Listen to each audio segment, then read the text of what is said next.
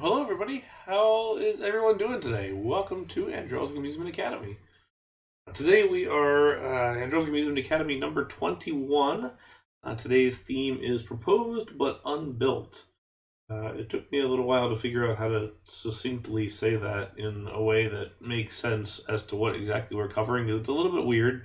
This is one of the stranger topics maybe that we have done. The idea is we're looking at real life coaster proposals for actual parks that were a thing at one point, but for one reason or another, the ride got canceled or a different ride got built or something else got put in instead of this coaster.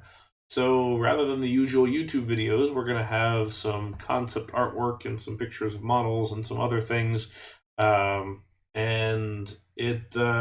I think it should be fun if you're not like a super nerdy coaster enthusiast like I am. You may not have heard about some of these or all of these, which could be fun.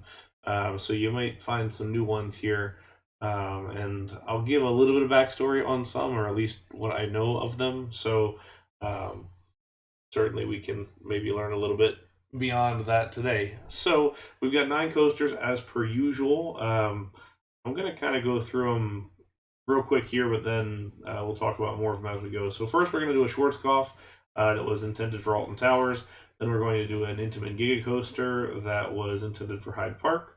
Then we'll do a GCI intended for Miracle Strip Park in Florida. Then we're going to do a Port Aventura Arrow looping coaster. Then we're going back to England with Thorpe Park, another GCI that they were proposing. Back across the pond to Morey's Piers for another GCI. And then we're going to go down to Six Flags Fiesta, Texas for a Togo proposal. Once more back to England for a coaster on Southend Pier, an Arrow looping coaster. And then finally back to Thorpe Park once again for a B&M proposal that eventually became Colossus. So, hopefully interesting enough. We'll see how it goes as these things get, or as we do get longer into the series. It's harder and harder to find things that don't repeat from earlier things.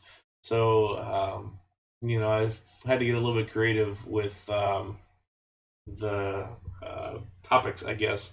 And I thought this one was pretty creative. So we'll see how it goes. Well, thank you very much. It hurts when I eat for following the channel. If actually, this is a good reminder because I didn't do the introduction. If this is your first time watching Andrelczyk Amusement Academy, then thank you and welcome. Also, thank you, Enlith, for following as well. But this is my channel here. In addition to Andrelczyk Amusement Academy, we do other things, but not quite as often. But I am a real-life theme park designer, and I like to play RCT2. So I teach how to build realistic roller coasters in RCT2. So taking suggestions and all sorts of other things. Suggestions is a good reminder that we now have a Discord channel. So if you look down in the description below, or in the About section, there's a link to the Discord. So that's where we're voting on topics for today. This was a voted topic for today, and all sorts of other fun stuff. But anyway, enough screwing around. Let's get going into the first ones. So like I said, we're not gonna have videos today, except for 1 or 2 here. But we're going to go look at some models and some other bits and pieces that will tell us a little bit about what's going on. So this is Alton Towers and a proposal for a Schwarzkopf Speed Racer that was going to be one of their first large coasters out there. So all these images are likely going to be pretty blurry because I've blown them up pretty substantially. It's a little bit difficult to kind of see what all is going on in this and others, so we're not going to recreate these exactly, but we're going to do what we can to get sort of kind of close. So the defining features on this, it kind of looks a lot like Leesburg Banan, which we did last week, and it sort of kind of is, but it's a 3-lift variety, so you can see that there's a kind of racing lift hill here. I don't know if it would have actually raced or not. But there's that going on, and then there's a third lift over here I guess, and you can kind of sort of see where it all goes. And rather than try and get it exactly like I said, we're just gonna get close. But pretty interesting, pretty substantial. It's called a speed racer, which is the earlier models um, like we have with Whizzer at Six Flags Great America, but that had kind of morphed by that time into something more um, like Leesburg went on, where we have multiple trains with like a full train worth of cars.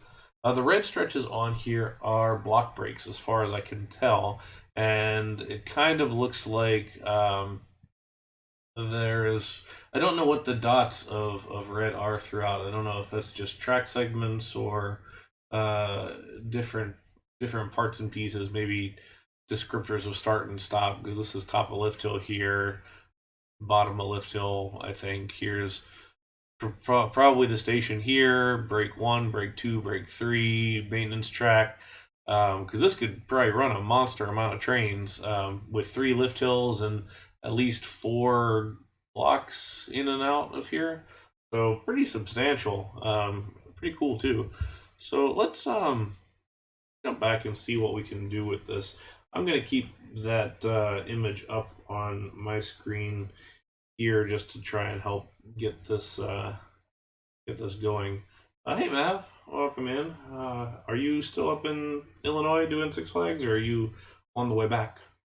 What was built instead of this, if anything was built? I'm not actually sure how it lines up, but I think this was back when Corkscrew was getting proposed and things like that. So I'm not quite sure where it landed, but that would be my guess. Is like that. All right, so we're gonna do kind of right here in the corner. We'll start out, and let's get up a little bit off the ground.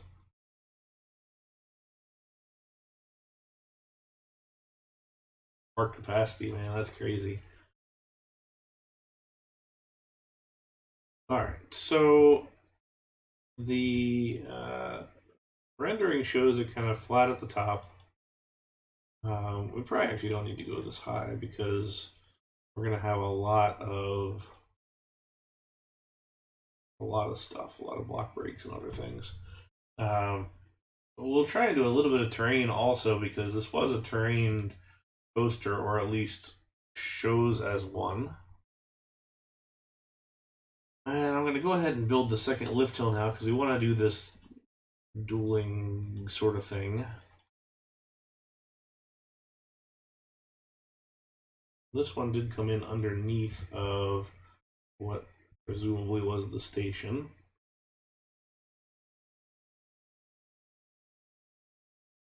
Okay, and then out of here, we'll have station. I don't know if I want to do the Leesburg Banan type trains or something different, but we'll cross that bridge when we get there. Well, those lates are terrible, man. I'm glad you had your fast pass. All right, and then we'll get a good, healthy brake run in here just to make sure we can cover everything. So that'll be station, 1 train, 2 train, 3 trains, so we can get 4 trains in there. Everything is built a little bit large. Okay. So it kind of looks like we're crossing over at the very beginning. There's sort of some parallel tracks here and there, and I wonder if that was going to end up giving some dueling options or other things like that. I'd be pretty curious to see, but let's come off here, and we'll start with a, looks to be like a diving helix.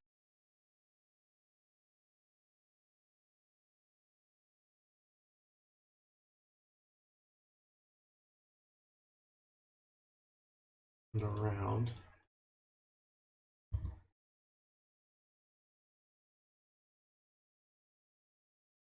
Hey Dirt, welcome in. For stopping by. How are things? And let's also go ahead and put in that other, well, we want to put in the lift hill, but we want to at least signify where it's going to go. I think we wanted to say, we'll put it kind of along this strip. Oh, not that way. That'll help us get that lined up.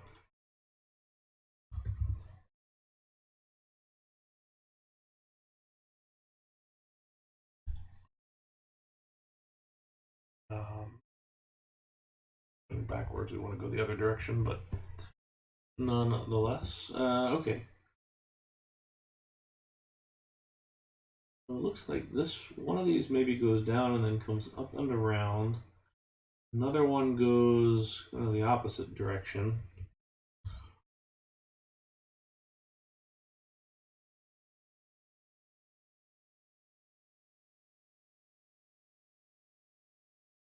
Then wraps back.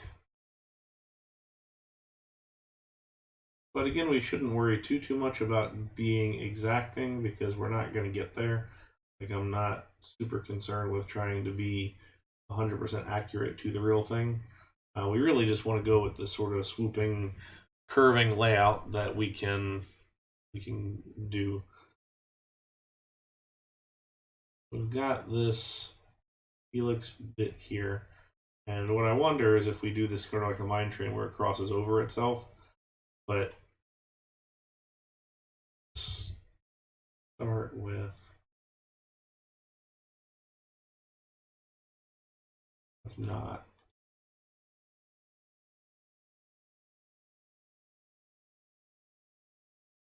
Start with this, so we get the nice kind of big long helix like you would expect from a Schwarzkopf coaster.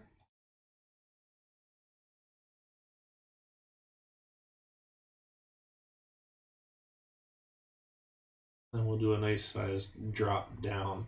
Now, it doesn't really appear that there are any major vertical or straight drops, I guess you should say, on this coaster, but we're going to go with a couple of these at least just to sort of indicate a little bit of terrain work, so we can kind of raise this section up here.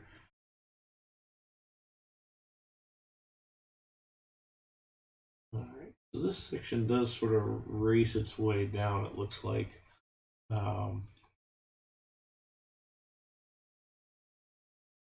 Which means that at one point they would have kind of come back through here and done some racing bits. Hey, Scoop, welcome.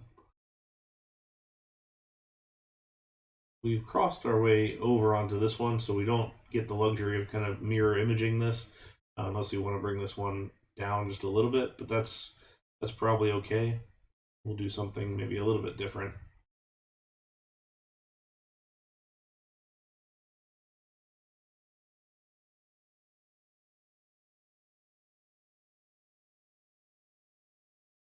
So we could bring this across and then say, we're doing recreations, or not recreations, but inspirations of coasters that were planned but not built. So we're looking at this one right now. This is the Schwarzkopf coaster that was at one point planned for Alton Towers. It's a 3 lift hill monster of a thing. Yeah, essentially SW1, Secret Weapon 1 at Alton. So it's sort of an interesting design that had a lot of stuff to it. So we're gonna have a very roving layout, I think.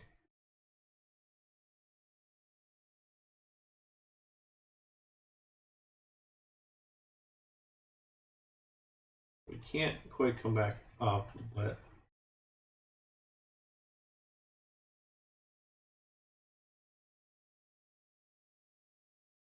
can do this.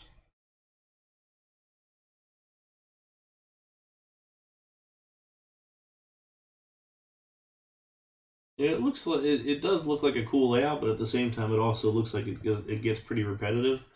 So who knows? I would imagine that cost was one thing, and there was probably a fair bit of just other considerations as far as This takes up a ton of space. It's one ride that would have a lot of operational costs if you have 5-6 trains on the thing. I mean, certainly back then, cost seems to have been less of an issue, but still, you have to consider that. But yeah, I agree. Alton's current layout or lineup is pretty spectacular. All right, so let's give this some speed at the moment.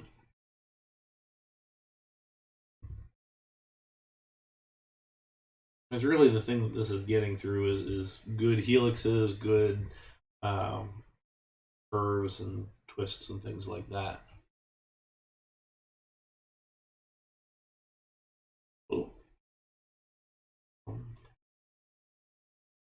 I do like that zoom, I just don't accidentally click it too often. And let's be mindful of our height. So we're at 80 here, and we're already down to 35 on these. So I kind of see these as speed hills more than anything. That I'm trying to kind of keep, but let's see. So we want to take this side, so this guy here, and bring him over into number 2. And what we'll probably do here is run a block break somewhere that we can time this up so we can sink a second train onto it.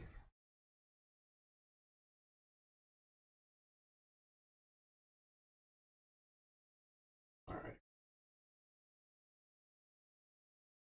We've got some height here. As we think about terrain a little more, we're going to go back through and bring this up. This is not our terrain stream, of course. We did that last time, but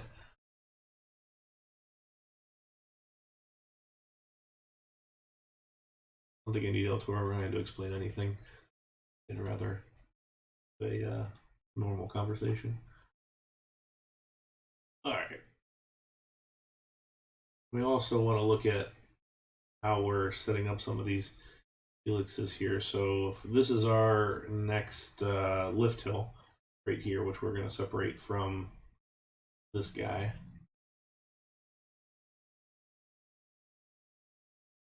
The biggest challenge we're going to run into is this one comes off, we're going to actually trigger the next one coming, so we might have to get a little bit clever on that and not create another block up here. We don't want to go until the second one hits.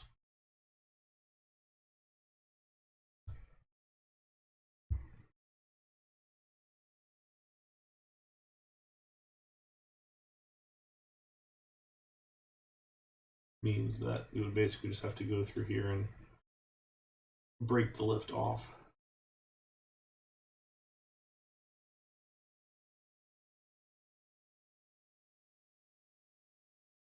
So if you end your lift hill on the incline, then it won't count as a block section. It'll be good there.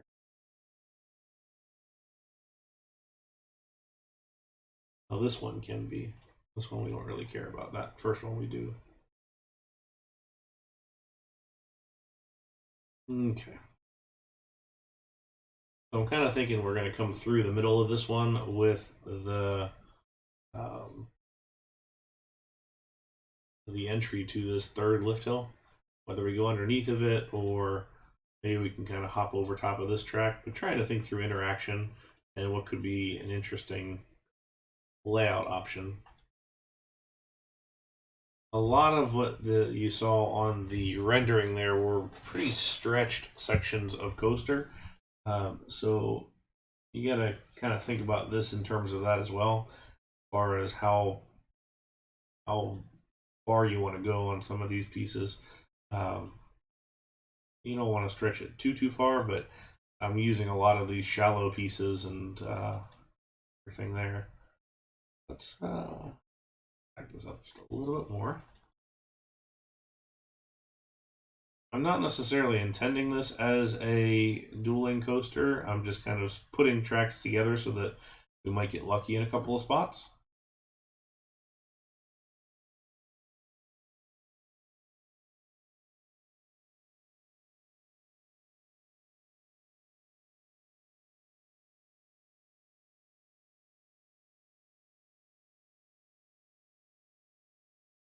45 might be a little bit slow. But we'll see.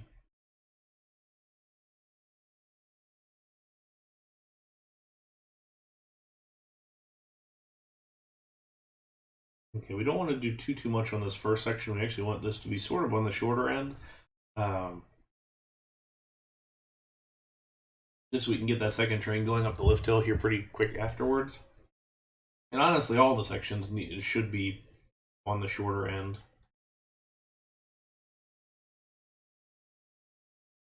All right.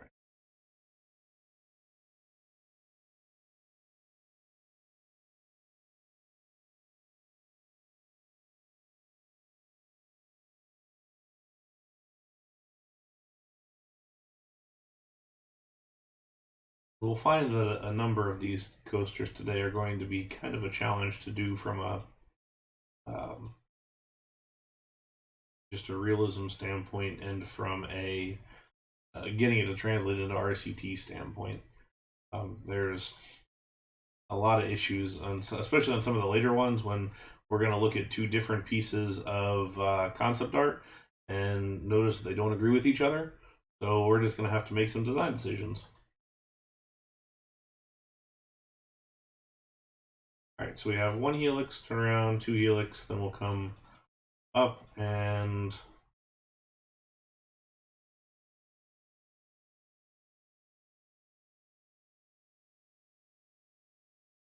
I want to get that far off the ground. I don't think we do.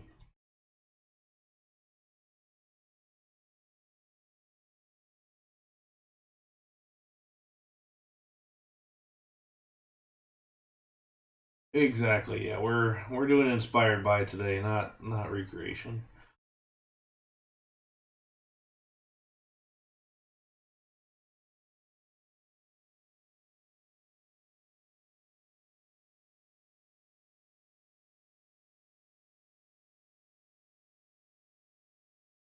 A little funky in there, but that's not too bad.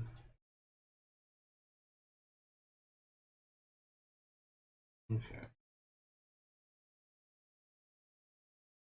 All this sort of a mini brake run here, but actually, now that we connected, that's going to give us a chance to take a look at some speed here.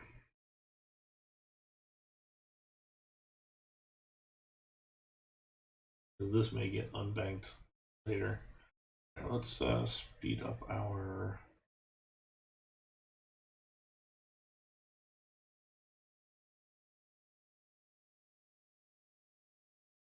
Yeah, we don't want it too fast. This is good.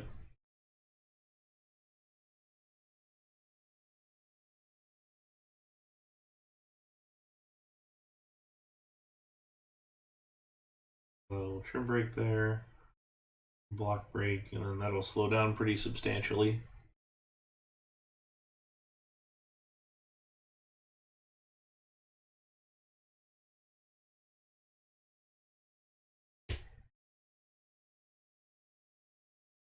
What I'm mostly interested in is this tall hill that we have just at the end of this section.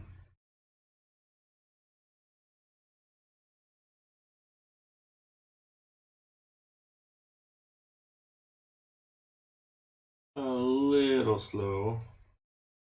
Almost to the point that I'm going to unbank it. I think we can just call this a course correction more than a turn.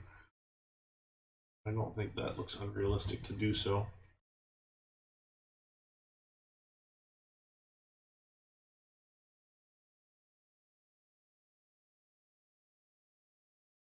So we'll stick with that.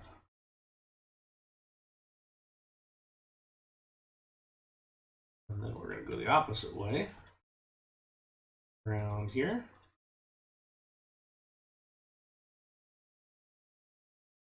A little bit too shallow.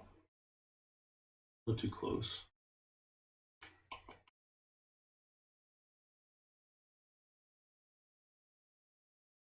I feel like you got to do the elongated pull out there, so I'd rather not mess with that. If you go flat there, it's fine, but don't really want to do that. We could go in that direction and bank right into a nice sized corner. Could be a little bit aggressive, but let's see how we go. Hey Zara, welcome in. Glad you could make it today. How are you doing?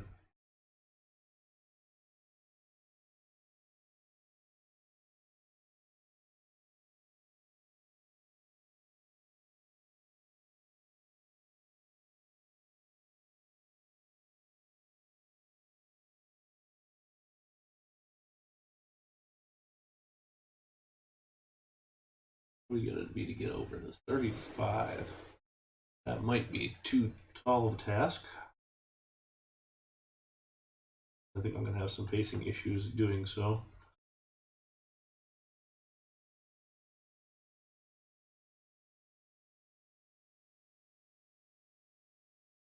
I like the idea of going up and over it, but I feel like it looks good. I hope you're feeling all right after that. I know that can sometimes screw with you when you don't eat it often.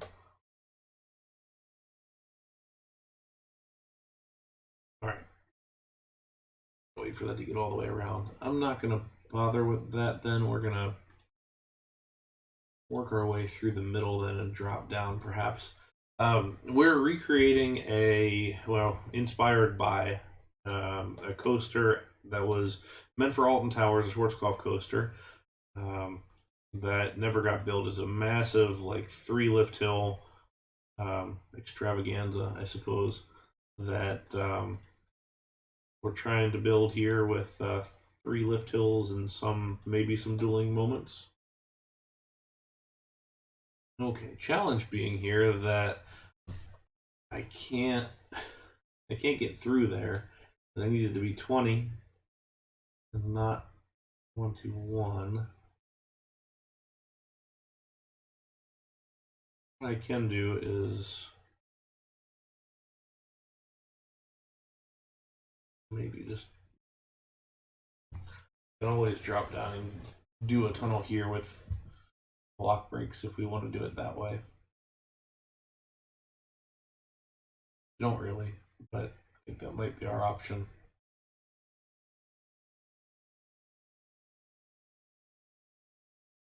Coming back through the middle there. It's not quite my favorite way to do it, but we could do. There is such thing as too much interaction after a little while.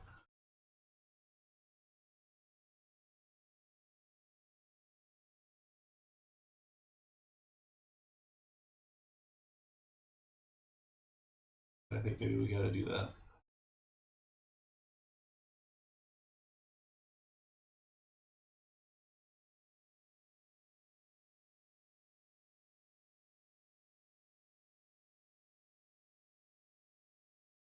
Okay, so we'll call that breaks there.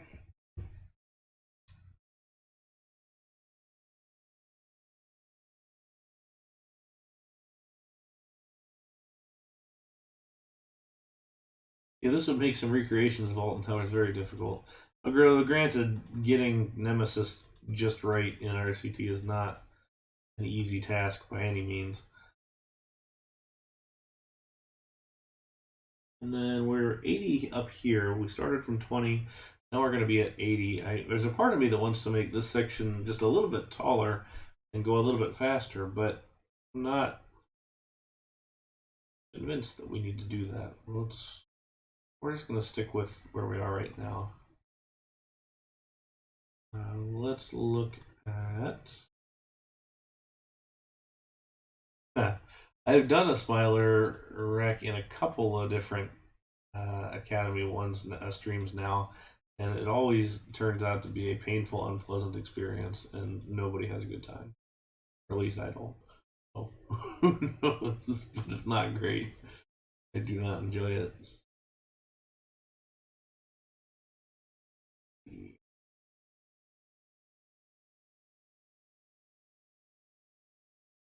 It's one of those that's just incredibly, incredibly frustrating.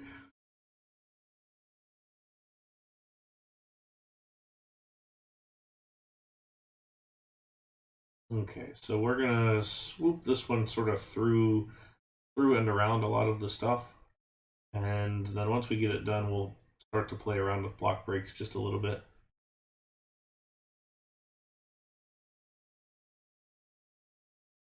See what we can turn out. Make sure we add in the brakes so we don't have a lot of that. Yeah, that's Smiler is the problem where you get into inversion pieces don't quite want to cooperate. So you have a coaster piece that should offset by in the game maybe 2 or 3 tiles, and then it's just not going to do that.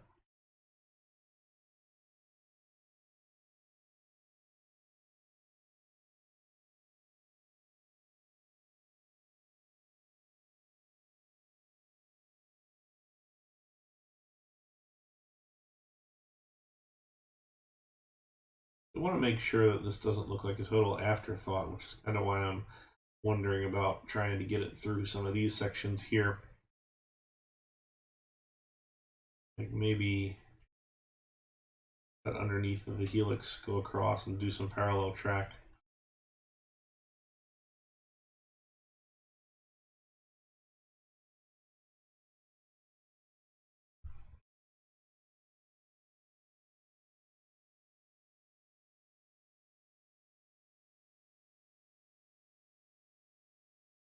Use that instead. And that way we'll go this way.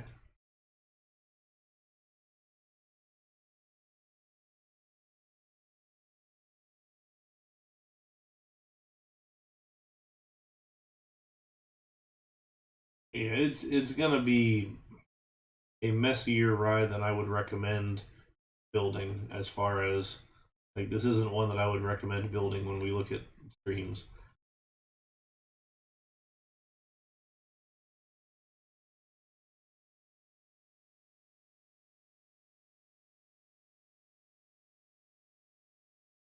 Part of me that wants to try and make that fit. I don't think it will. If I had it over by just half tile, I could probably actually get it to work. Or it came up through the middle there, but that would be far beyond unrealistic.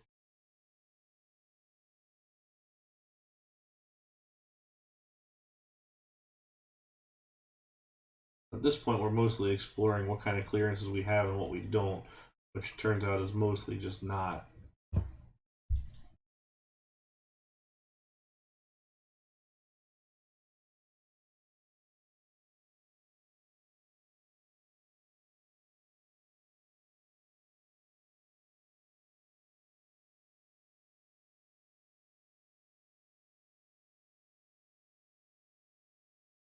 We sort of lost the idea of a terrain coaster by now, also, just a little bit.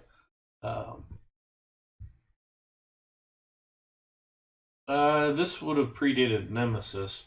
Although I think it was sat kind of sort of between the two.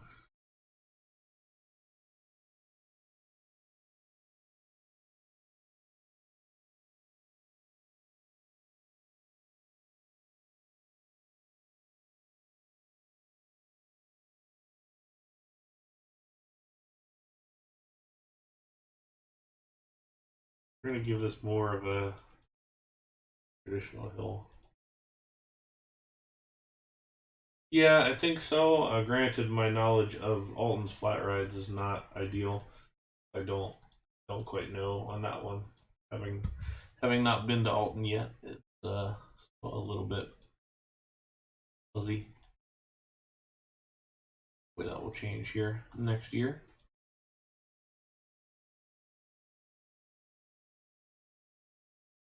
Much.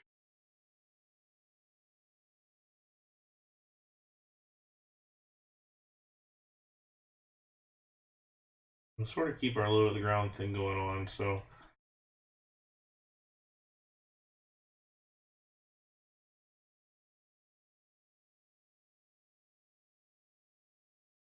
get by.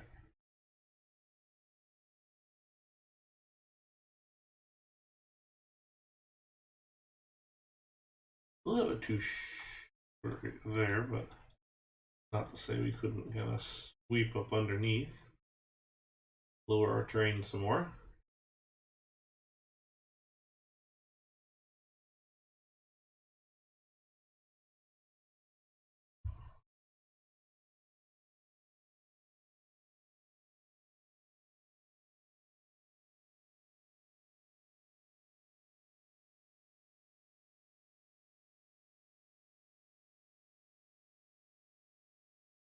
So what we'll do here is drop this.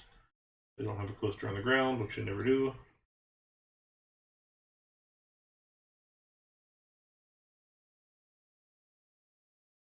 And then your two options where you can either kind of wrap it around in this direction or wrap it around in the other direction and get our finish. I'm kind of thinking we go in this direction only so we can work our way out of here. Although I don't think it's going to fit.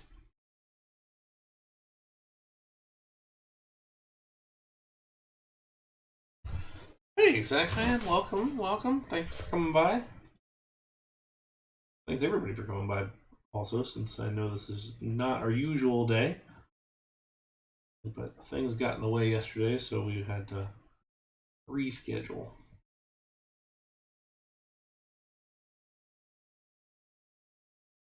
Okay. I want to try and do here. We want to pull this over. And I want to see if I can get this high enough. We need to get to 35.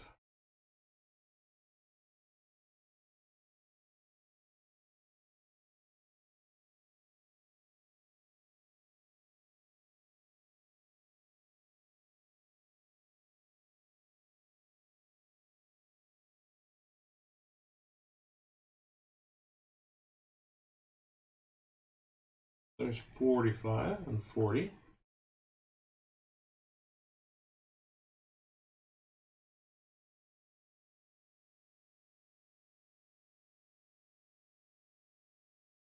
Let's ring that section right there, and now we can head for home.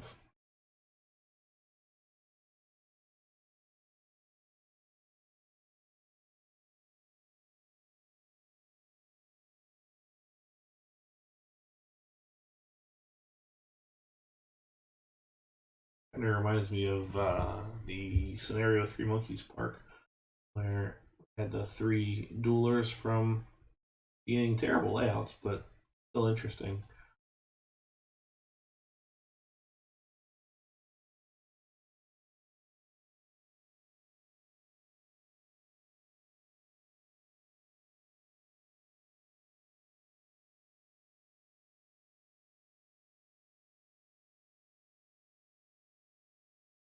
Little double down thing going on there.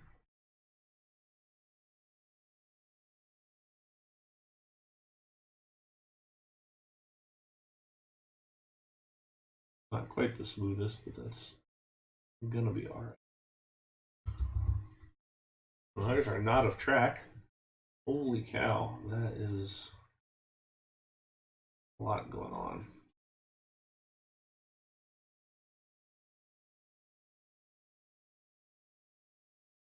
We'll work through here. How long is it? I don't know how long it is. We'll find out. All right, so let's work a couple of things here first. Let's give ourselves brakes.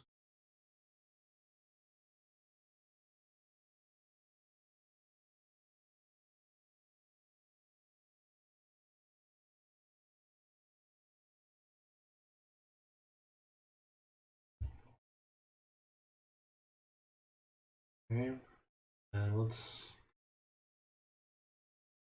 give ourselves a here.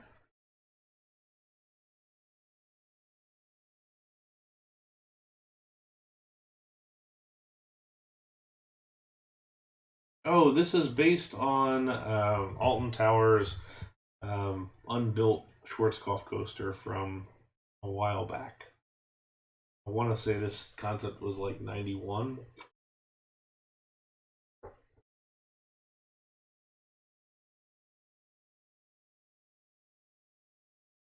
Theoretically, the block ought to go there, but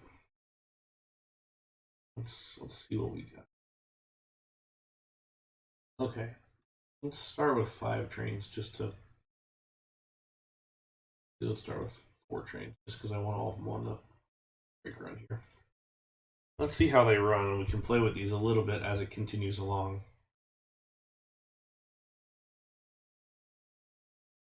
What we want from the racing section is we want to dispatch second train when first train hits the lift for lift 2, which is going to give us a little bit of headway between 2 of the sections, but that's okay. It's actually going to end up spacing it out a little bit, so we don't have to worry so much about block breaks. So because we did not crest the lift with crest the hill here with the lift chain, we did not create a block, which means that we're kind of free to do this.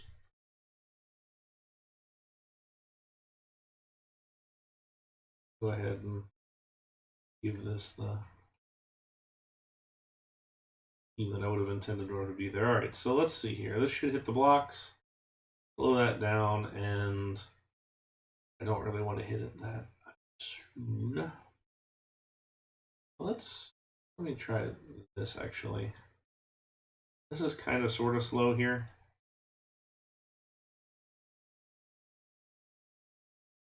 I'm gonna unbank that. Let's see how that runs.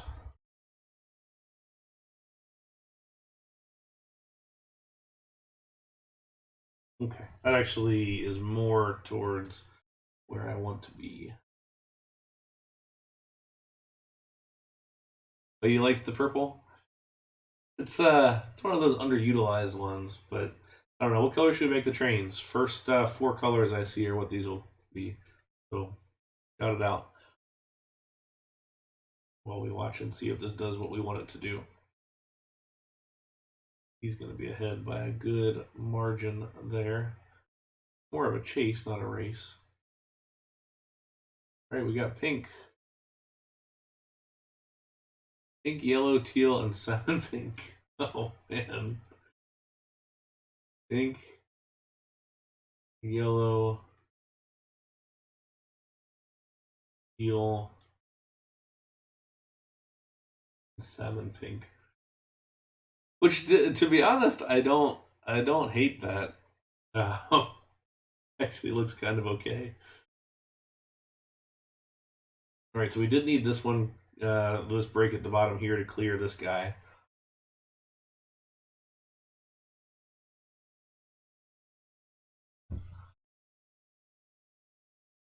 Let's see if we get any kind of interaction with these two, or with first train versus the other ones, which we kind of do actually.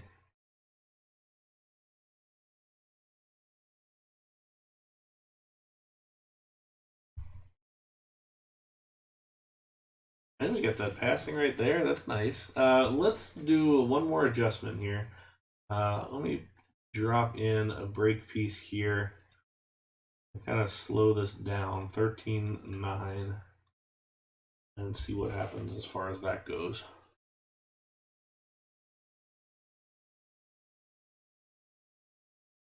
I'd like to get these a little bit closer together if I can. Actually, this may be okay now that we're lagging behind on the other side, so let's get him up the lift hill and see what's going on.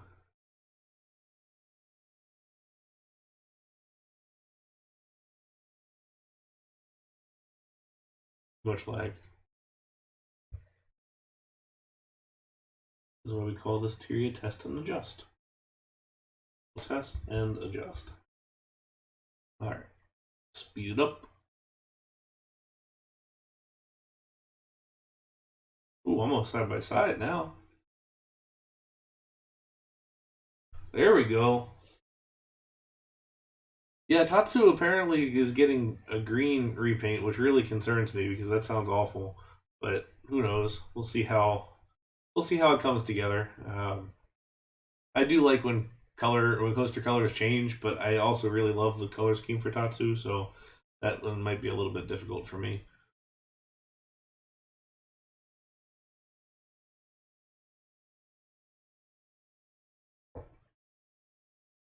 Exactly. It's the commissioning process when you try and break the thing and you check it off when it doesn't break.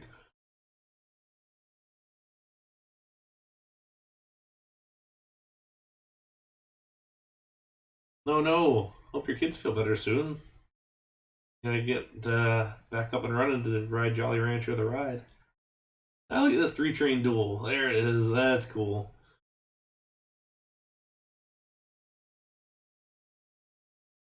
So I was actually gonna look at a 5th train, but we don't need one. Or it won't be useful, I suppose. Well, it might be actually. Let's see how long Pink takes to get back to the station, and think through what a loading time would look like, because we could probably put a 5th train on there.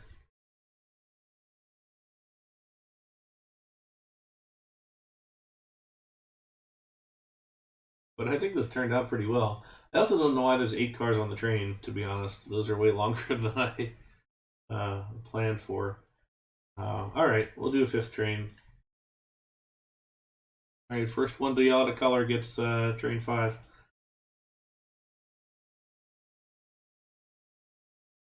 Light orange, alright.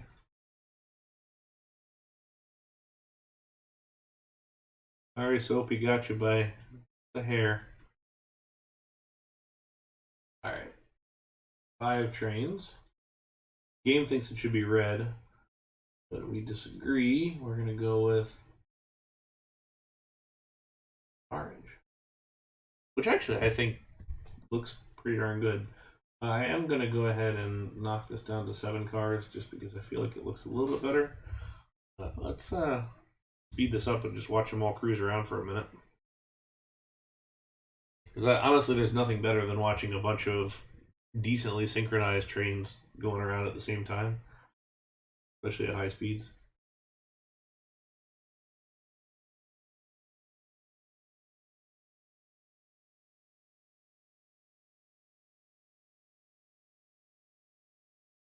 Okay, so really, your 5th train's not getting you a whole heck of a lot because you're always going to have one in the station and one in the final breaks, but it's enough that you build the loading time needed for the train to be able to get it out in the right amount of time. So not too bad. We can take that, and then honestly, I would probably go ahead and hide this and fake block break this thing right here, so it at least looks like you're putting a block in that space. And then this one is kind of crucial here because this guy crests before this one is off lift 3. So that's an important one to have there. You could do a load unload also. That's a good thought as well, just from a capacity and timing standpoint. But yeah, I think it worked okay and pretty. Oh yeah, you see the length. Let's look. Actually, for anybody who does the stats, that's not awful. High, medium. 7,100 feet, which is pretty darn impressive. That would... Hang on, let me see where that would put us. Record holders for length. At 7,100, that would put us at the 3rd longest coaster in the world. Because up above it, we've got Steel Dragon 2000 and Beast only. Ultimate's up there too, but being that's standing but not operating, we're going to call this number 3. So, not too bad. So, there we go. That's number 1. Done. Alright, back to normal speed. That's a heck of a train. That would be a neat ride to have done. Kind of reminds me of Temple of the Nighthawk at Phantasialand, just big. Okay, so next up is another big one. Next up is the Giga Coaster that was proposed for Hyde Park in Germany. So this, as you can see, kind of nestles in there inside Colossus. Goes where Desert Race now sits, I think. And we kind of sort of have a mixture of Millennium Force, maybe a little bit of Expedition G-Force in there, and some bits and pieces of the Six Flags New England Superman. Get a couple nice airtime hills here at the end. Huge first hill. Pretty much everything else is low. So we've got this big drop right into a corner, reminiscent of the other Supermans at the Six Flags parks. This sort of big sweeping corner, a lot of different kind of low stuff before we get to the first airtime hill, up and over. Then this other kind of sweeping turnaround deal, and then another airtime hill here. This very Millennium Forest, the way that those two are together.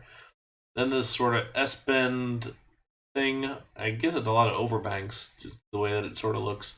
And then we have our 3 airtime hops back, and then our station. So kind of an interesting one. Would have been really cool to see. Certainly one of the bigger coasters, as far as I know, that was proposed but never happened. So somewhat ashamed that happened, or the fact that we ended up with Desert Race instead of this thing. But let's go back and see what we can do.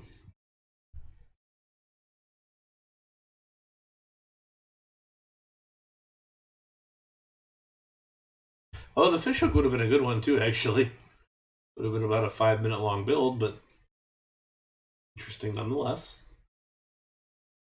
For those who don't know, the Aerodynamics fishhook proposal was a coaster off the side of the Stratosphere Tower in Las Vegas that basically dropped vertical 900 something feet down, then went through what looked like a fishhook, basically, sort of like a half inversion that ended upside down, and then it rolled back in the other direction. Just a big shuttle coaster. Pretty interesting, but also pretty useless. All right, so we're gonna go to. That feels big. We're gonna go to here. The plan is Giga Coaster, which says, which means 300 feet, but as always, as we say in RCT, never go with the actual height of things in the game. Don't follow the in-game height requirements, because those are just. All right, I was gonna do a cable lift, but I don't think that's gonna be the best way to do. Mostly because I want to get this to be sort of a smooth drop at the top, which that's not any kind of smooth either. Unless you're Ghost or Bill, this is true. Bill has a way of making ugly things look somehow not totally ugly. Like this drop, for example. Skip that part. And that. If there's one thing that I'm looking forward to having better pieces for, it's going to be making vertical drops look not super janky as hell. Alright, let's stick with that, I guess. Maybe. I'm not in love with it by any means, but that can come later. We don't need to adjust it all at once.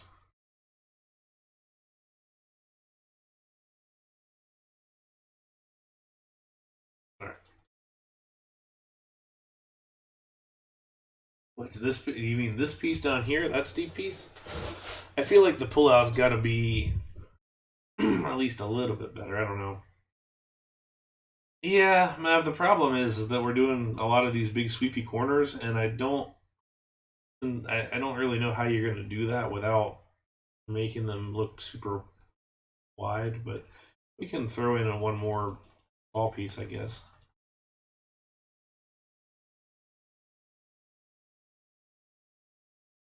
Tell me how tall I can go, game.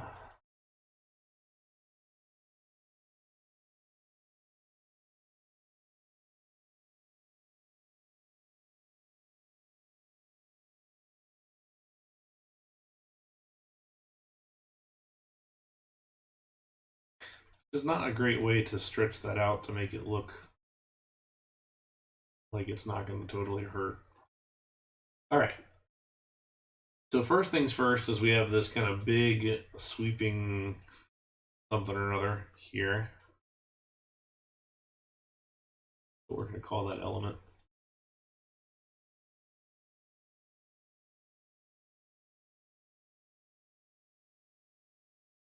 Okay.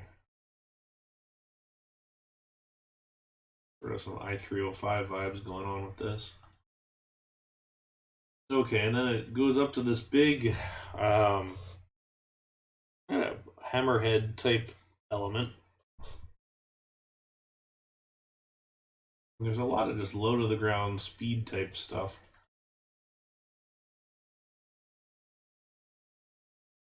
Let's get a gut check here too for this. I'm going to use 8 cars. I know Millennium does 9, but I kind of think 8 may be best. Oh, let's actually change this to what do we want to do? One that can take steep.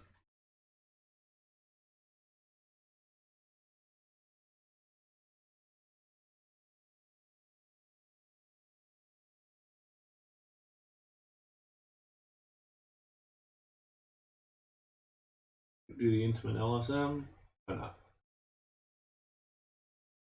Actually, do we have the SNS ones? Those are good.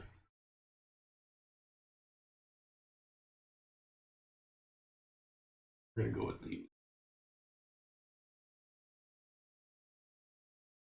Then the train will seem sufficiently long to give that a faster lift hill, make it look like a chain lift. Or a cable lift.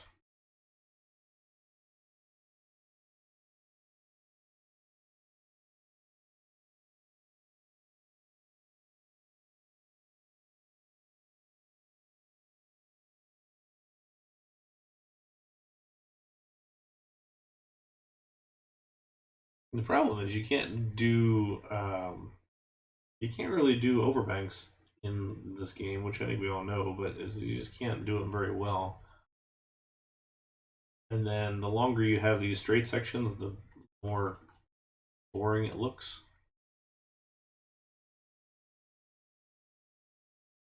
Let's see. This hill appears like it's sort of right here, almost kind of parallel to that one.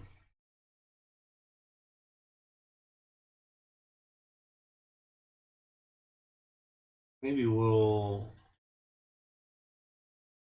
do this.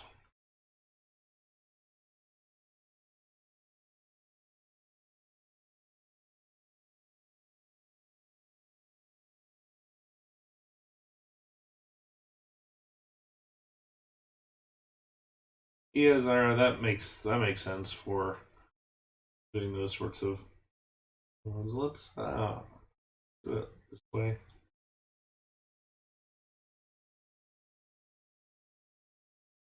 The return run, which we'll put next to the lift hill, so we'll have it not right next, just because we're gonna have the giant hills or the supports and everything. So we'll call that here, and then just for consistency's sake, we'll have it here.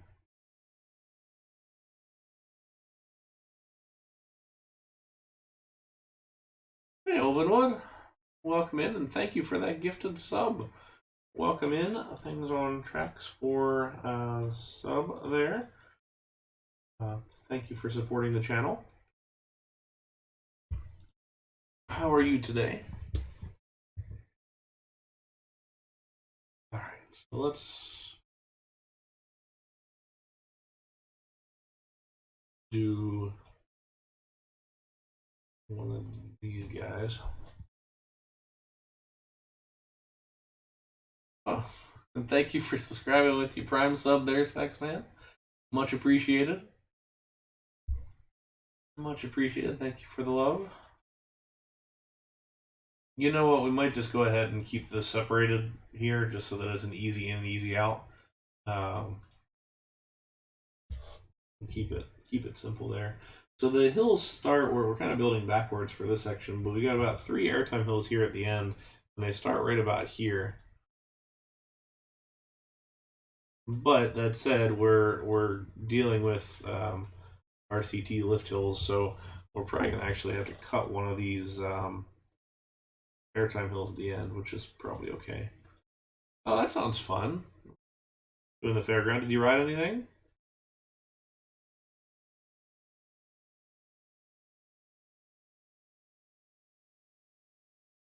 So we'll stick with that.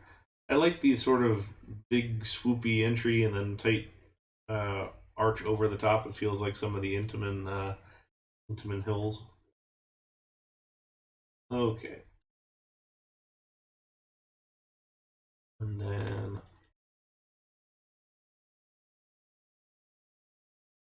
this one is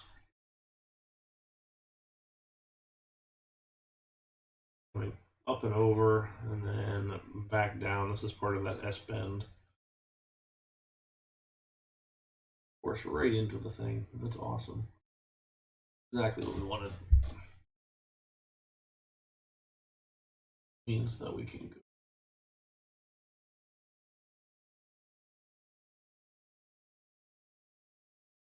We'll just do it earlier. Still no though. Yeah. All right. This is going great. Love clearances.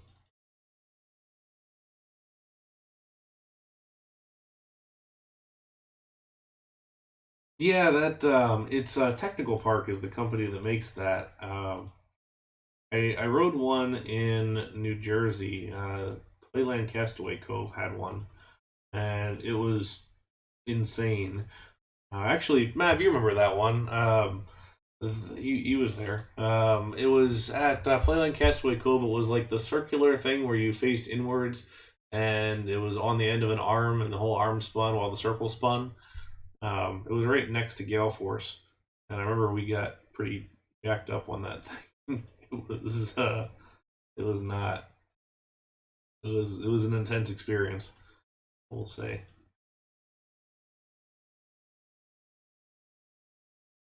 And I will also say that the one that we did was nowhere near the level of crazy that the one you posted was.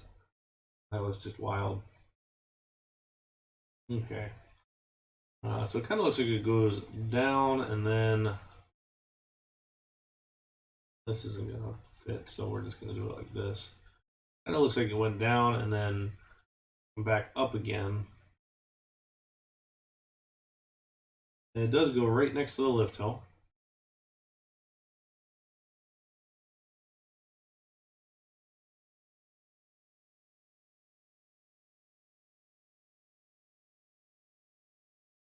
And then that's where the other hill is on this side.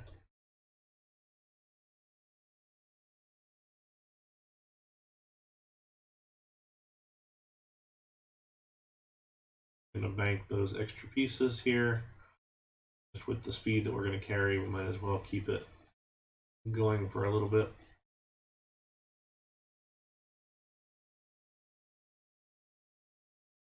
Do this one first.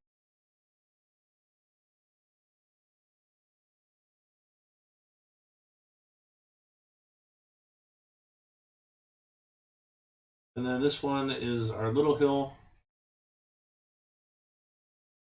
which would be right next to our big hill, theoretically. We're a little further away than I think it was meant to be on that side, so maybe that'll get revised.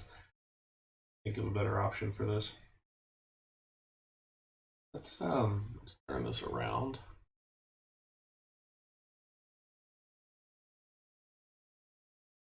And then go maybe 2 higher.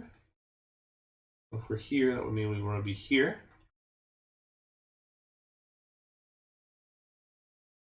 Let's just go 1 higher. Theme park, make theme parky face.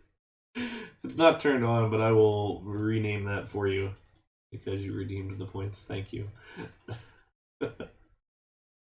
I think we may start doing some Let's Play series here soon, by the way. Like maybe doing some scenario play, perhaps.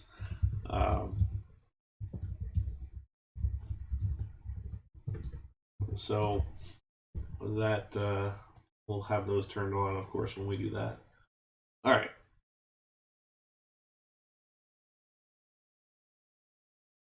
Need to get up and over top of this, which I don't think we're going to be able to.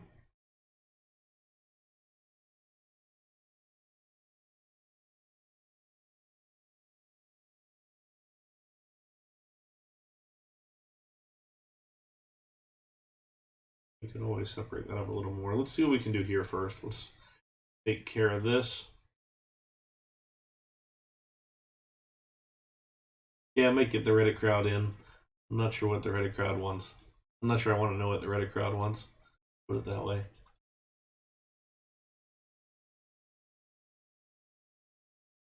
This is, again, a very long, drawn-out turn here. Overbanked, as it would potentially be. 3.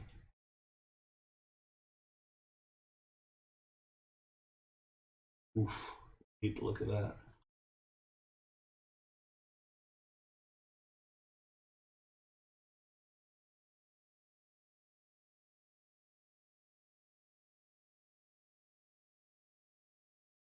One, two, three. Just trying to figure out the best way to get this to look smooth. It almost may be that we don't do any kind of drop-in corner. It's just that we do a stretched out 1, 2, 3, 4.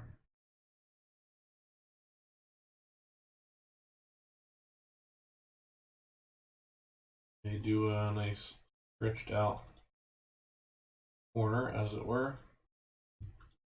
These are some of those that are just not set for this game. Well, at least that fit, sort of.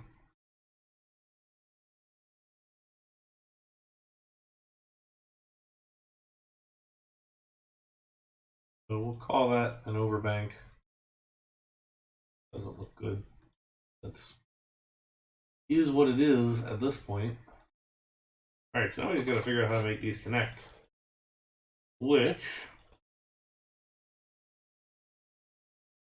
first one sort of just goes into this section here, which I hate doing these gigantic stretched climbs like this, but that may be our way to go about it.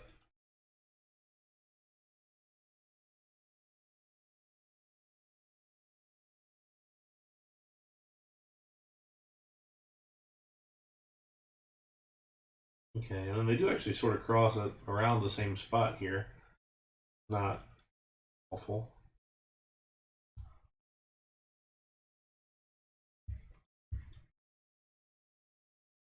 I swear to God, if that runs into something, I'm gonna scream.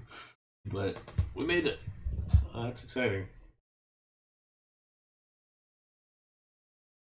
feel like this looks a lot worse than the actual ride would have been in real life.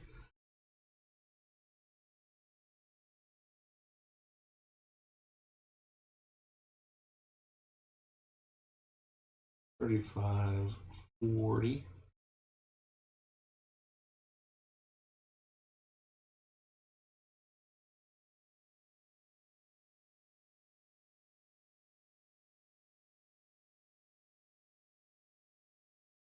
Question: can we bring this? No, we can't. Can we? I was gonna say, can we bring this down and then curve it again and put it in there? But that's not happening. Why don't we leave this down on the ground then and do?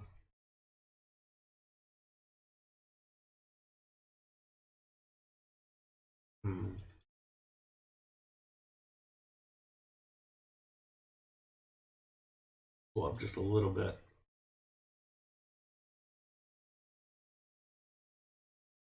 One less.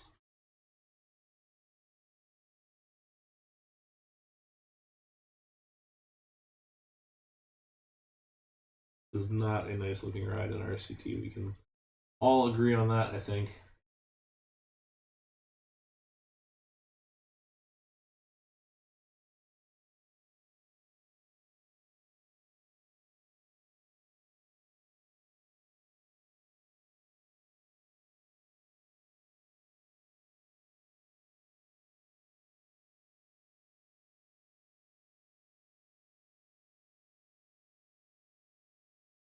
We're going to do it by doing...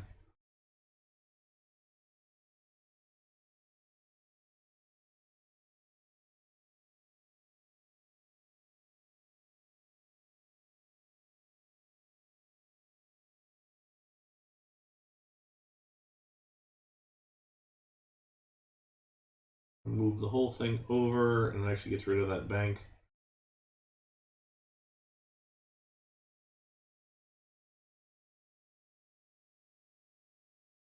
Which is fine, but I did see what is interesting and somewhat concerning is the speed of the coaster over that hill is a lot lower than I would have expected. So we're going to play with that a little bit. We also have some issues here at the end, most likely.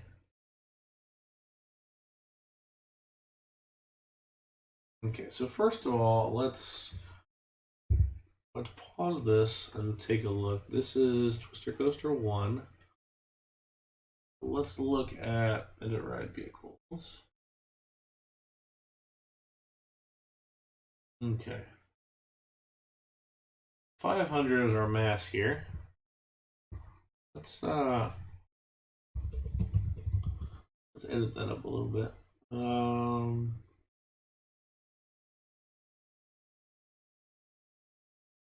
Where am I? Twister Coaster 1005.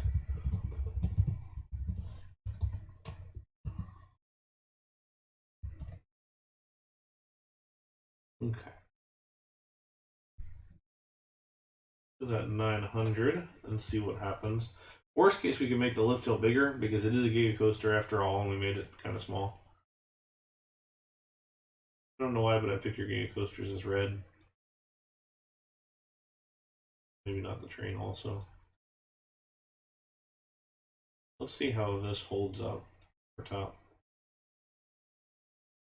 Honestly, that's about Millennium Force level speed over top of that hill, so I don't hate it.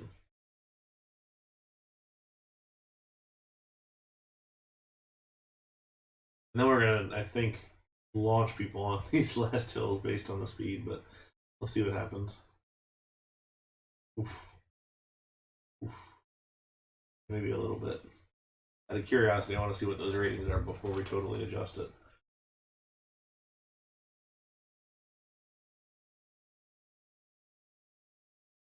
Come on.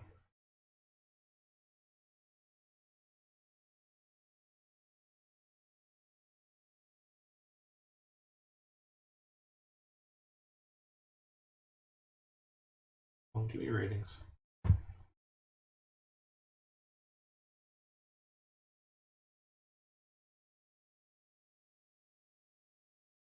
Good. Oh, I did adjust the mass.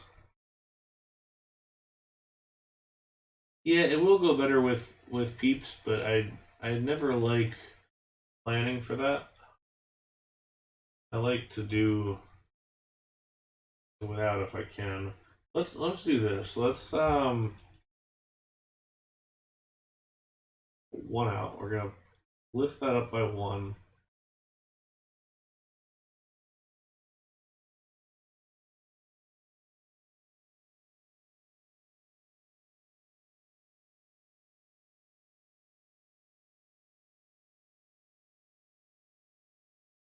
Screw that up somehow.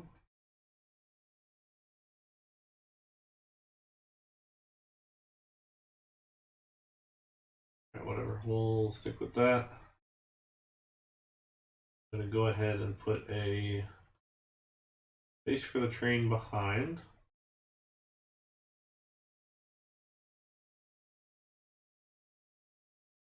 And then we'll have our final brakes here.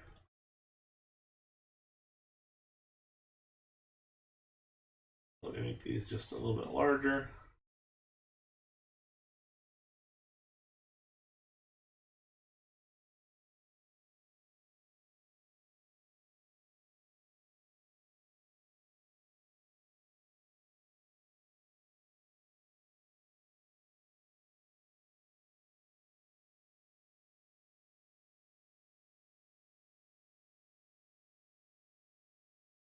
Okay.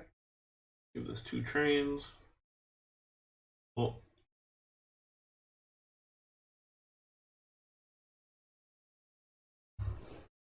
Give this back up here so it actually fits. There we go. Okay, we'll set that up again with the same massing.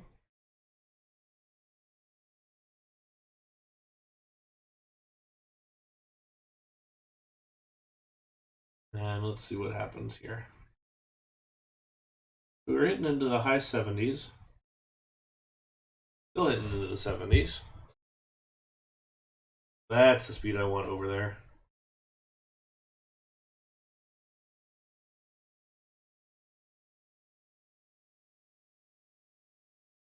$27 is fine.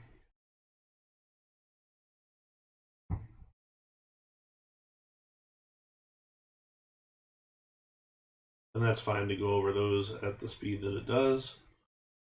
That works. And I imagine from a stats standpoint, that's going to improve it a little bit.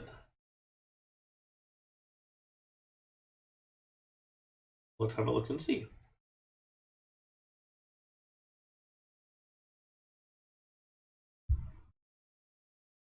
Our highest drop height is 196. So according to RCT, this isn't even a hypercoaster, but that's a lot of crap.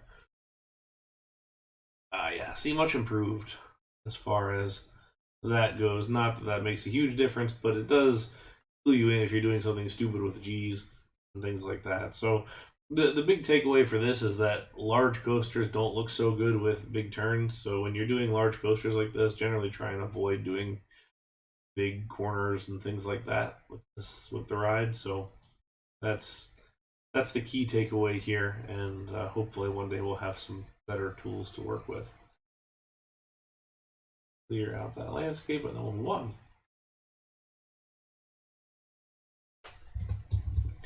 Righty, 2 down, 7 to go. All right, so next up is one that we actually have a video for, but before we get to that, we're going to look at it. So this is Miracle Strip Amusement Park. So this is a park that's in, or was in Western Florida, on the coast in Panama City Beach. It was there for a lot of years and had closed in the 2000s. It had an old wooden coaster named Starliner that ended up going to Cypress Gardens, which then became Legoland Florida. It was taken down, and it's currently still in storage, I believe. The last I had heard it was. But there was a number of options or a number of considerations to relaunch the park at one point. And this one came around in, I don't know, I want to say it was like 2015-ish. Okay, the video is 2014. So 2014-ish to relaunch the park. And they were going to build a new Starliner. So they had GCI come in and do a proposal for this new Starliner, so an out and back. It's sort of reminiscent of Lightning Run, not Lightning Run, White Lightning at Fun Spot, if you're familiar with that layout. But they did actually provide a layout, so let's go to the database here that I need to set up. Hang on. Here we go. So here's the video that GCI put out.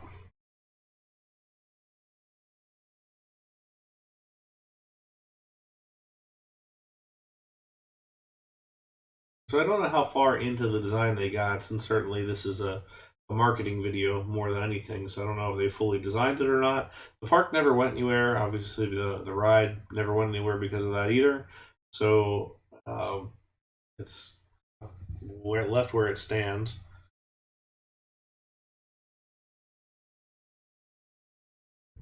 It does have a lot of White Lightning vibe to it. I especially notice it in the drop here.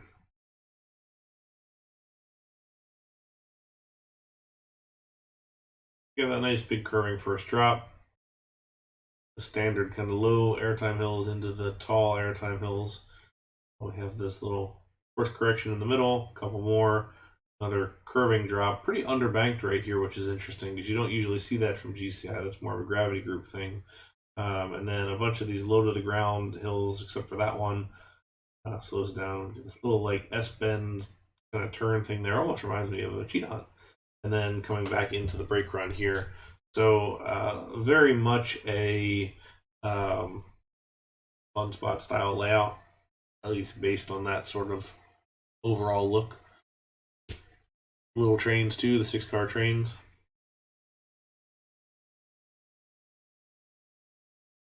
You can see you do the low airtime hill into the big airtime hill.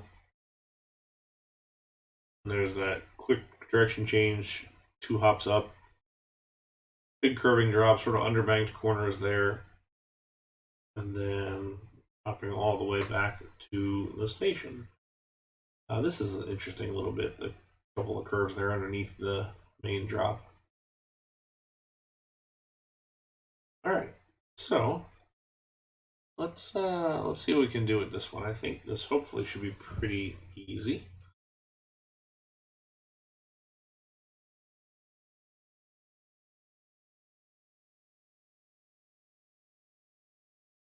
All right, let's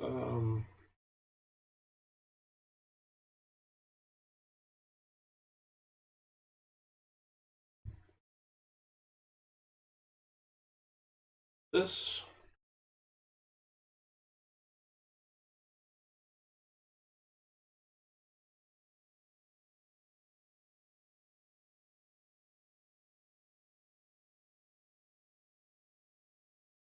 It pretty much sat right up alongside the brake run there, so underneath the station.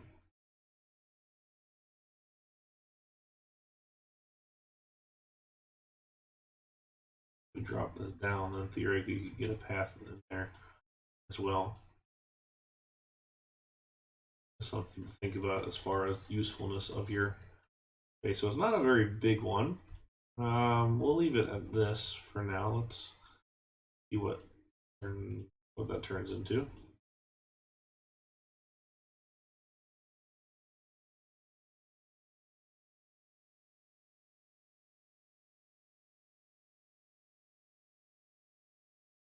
There we go.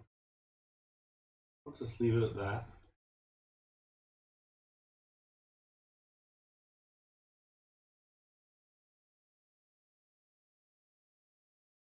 Okay, so then we had small hill.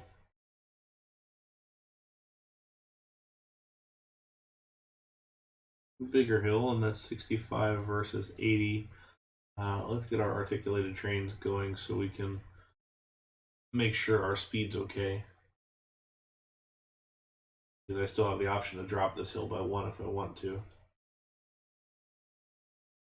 We ended this one early, but we can make it go a little bit taller if we want.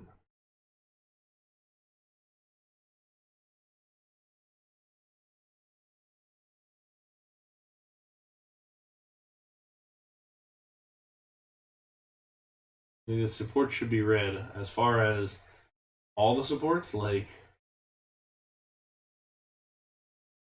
fucking Kennywood's Racer, I suppose.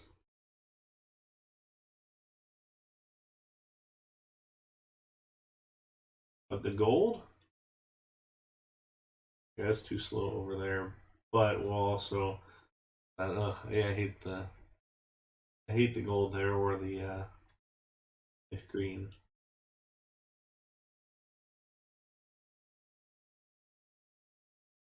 Oh, like the yellow, like the bright yellow.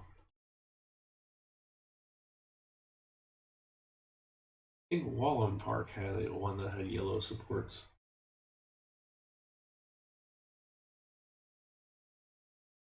Need sunglasses for that.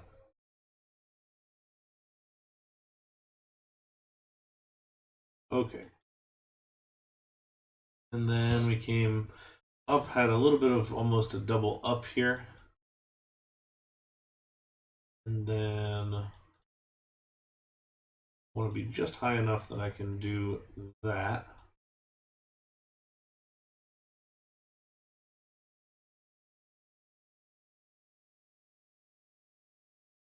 Now the real thing did have this underbanked corner there. I can't really bring myself to do that just because it's not right now. I can though do this and not bank that one, so that's probably okay.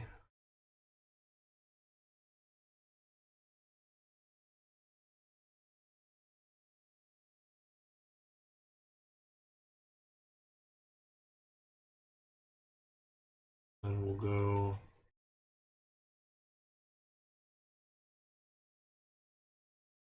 up and down that one.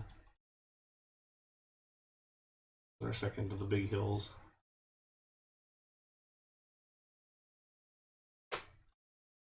Okay, and then we had this sort of left, right, left thing going on. Let's back up on this end and go ahead and put our block brakes in. I'm going to need a little bit of space to work with here.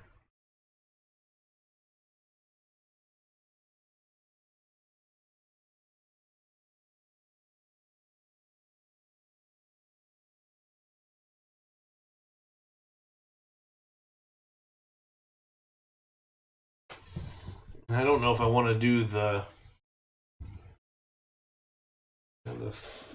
curves that the other one's got, but it may not be a bad idea to do something at least a little bit different there.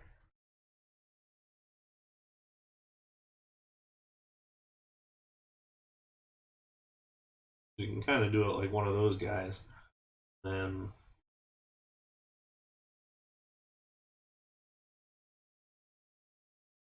yeah, we just want to get a little closer if we're going to do that.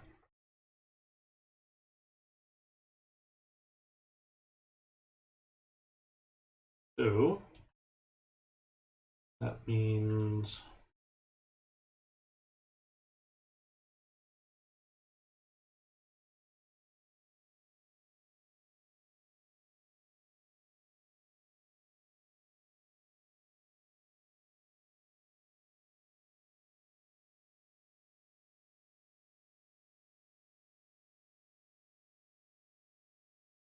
yeah, that's pretty terrible.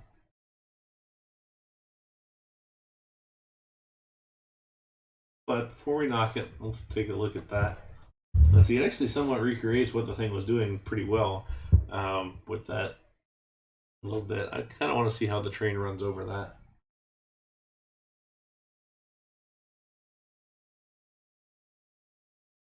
White Lightning is a great coaster as far as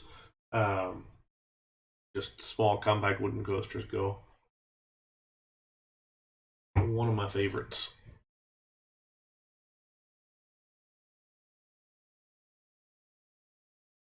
Wooden coasters are indeed flammable.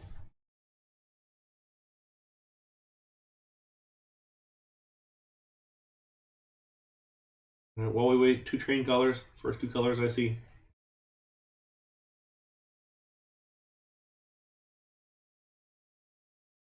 All right, a little slow up above. All right, icy blue, you got that one in there finally. And red.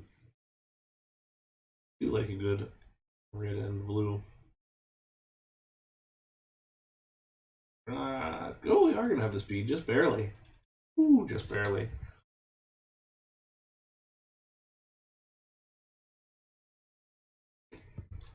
Looking a little cursed right there, but not enough that I'm gonna change it. I am gonna bank this over the hill. That.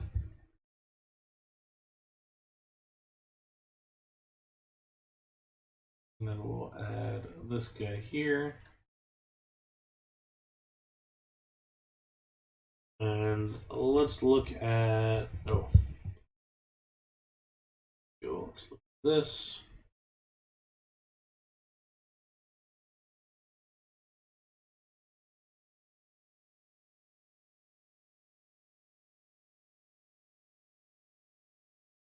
Ooh, those have really small mass. Oops. I need console. Rise list 006. give it 500 to see how it goes, and then we'll go from there. All right, so let's give it a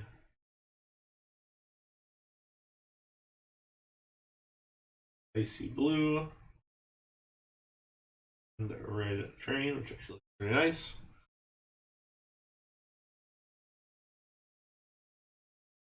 Okay, not too bad over that last little bit there. I think it's going to be all right. We'll take it.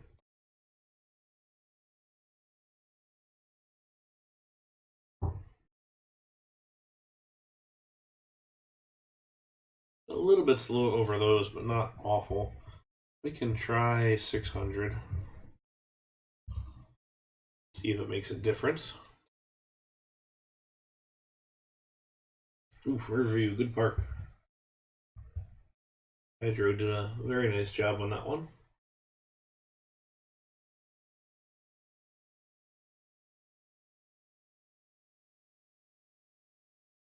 Which I'll hopefully be speaking with him soon for a park review for the YouTube channel.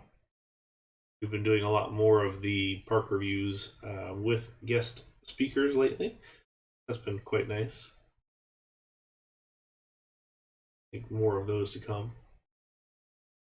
All right, not too bad. That one's running well. We'll call that a day. All right, let's leave that be.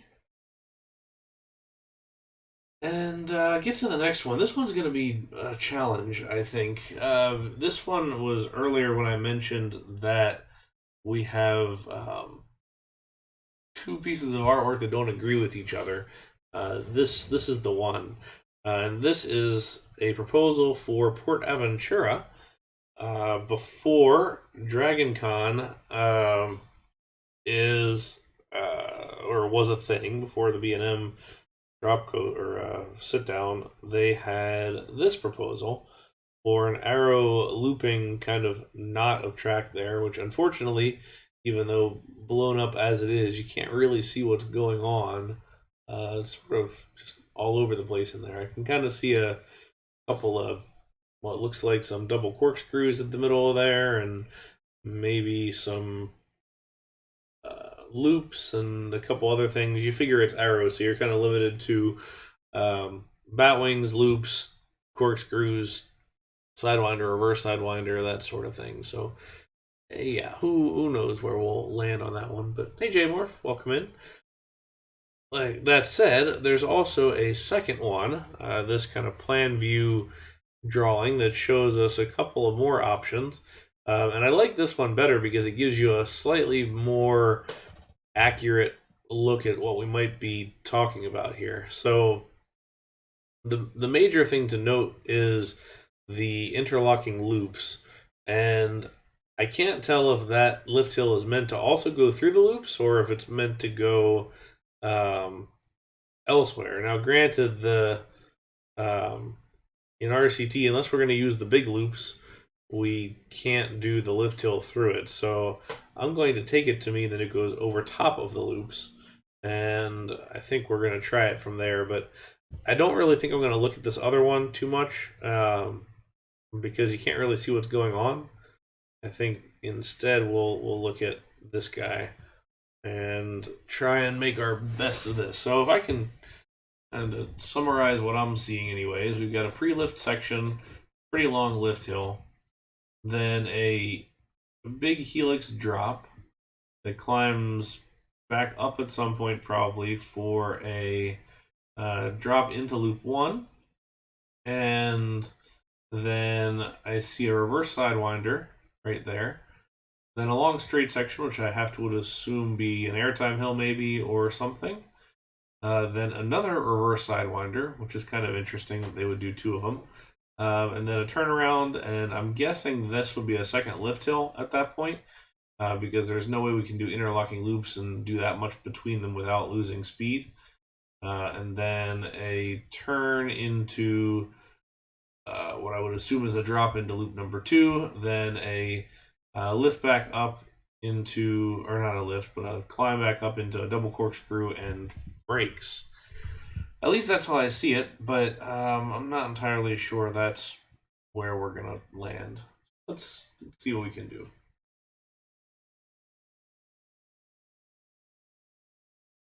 Now the key thing to remember here is our corkscrew coaster. If we do the interlocking loops, we need to be at very specific heights and very specific angles for that.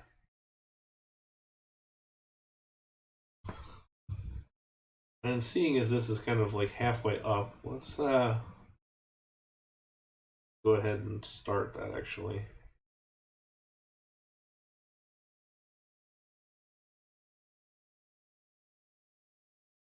Maybe a little bit too tall. Oh, maybe not.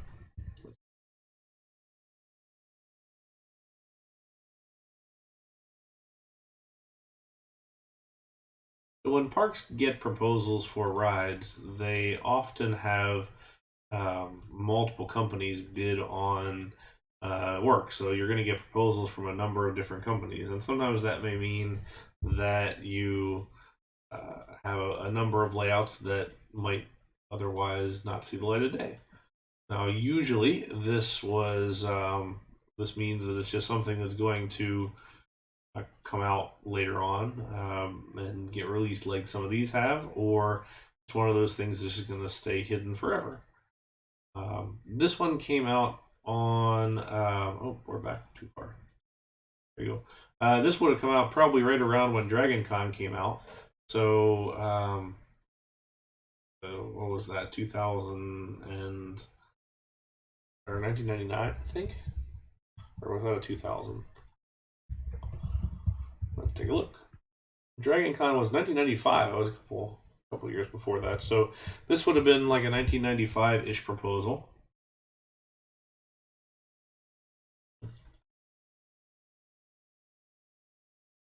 All right. I'll build backwards from this.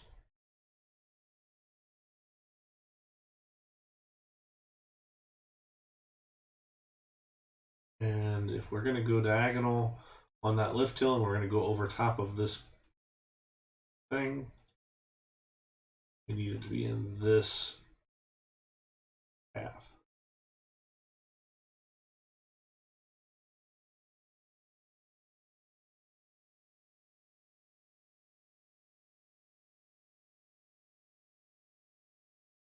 The question for this is just how do we get this turn going on, because it's got, it looks to be a pretty substantial like turn and drop going on. We want to get our kind of typical arrow jankiness in here.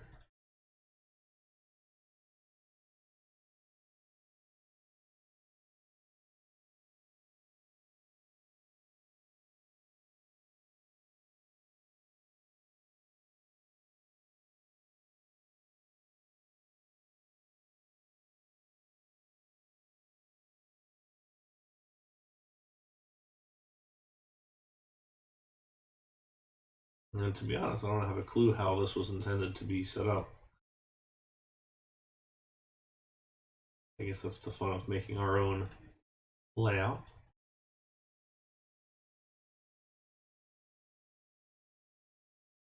I would have just as soon seen it kind of turn in and let's go ahead though and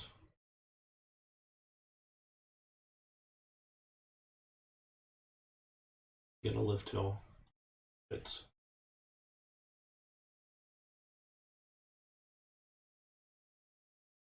Ideally, I'd like to do this with a single lift hill, just because I don't like doing multiple lift hills, but that may not be an option for us.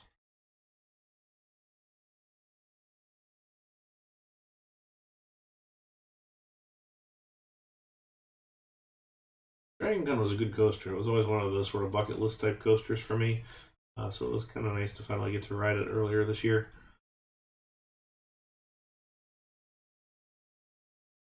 Still B&M's only with 8 inversions too.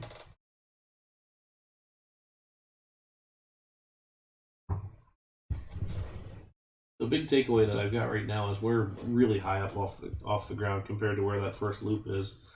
which would lead me to believe we're going to be in some speed challenge issues.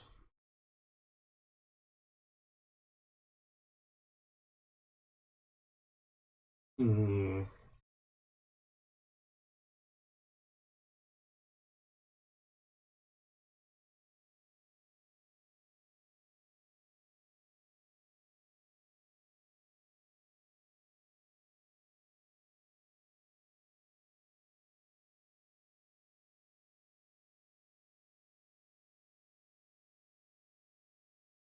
We got this almost like tornado type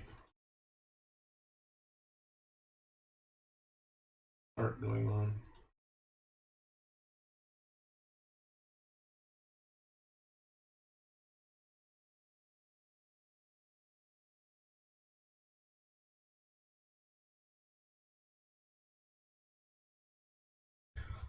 All right, so that works, and when I say works, means it looks kind of horrendous.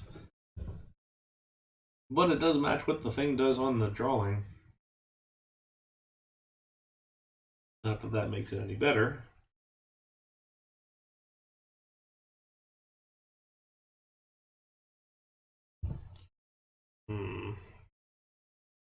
Well, there are plenty of arrows that have long flat sections. So we're going to roll with it for now and see what happens.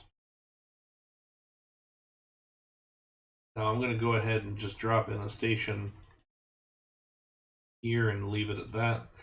We'll move that a little later on.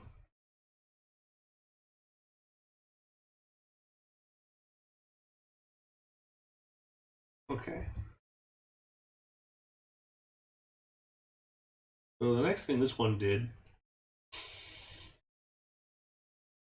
is head up into this sidewinder of sorts.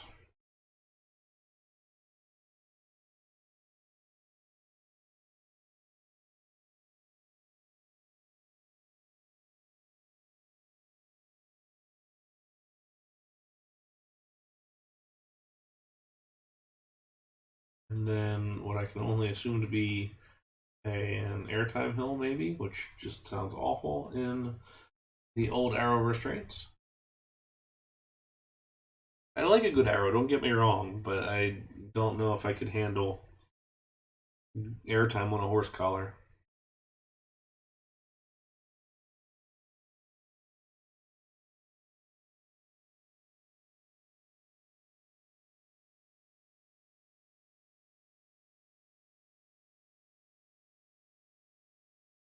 Okay, well, our hill looks okay on that end. Let's see if we can do it in a smoother way, which we can't. It is some pretty solid lift interaction, I'll take that.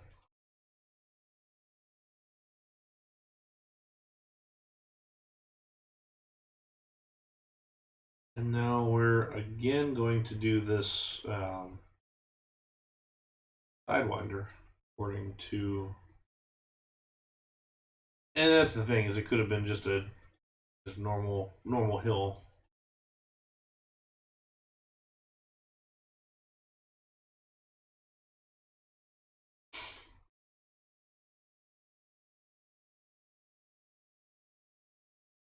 Here we are on this.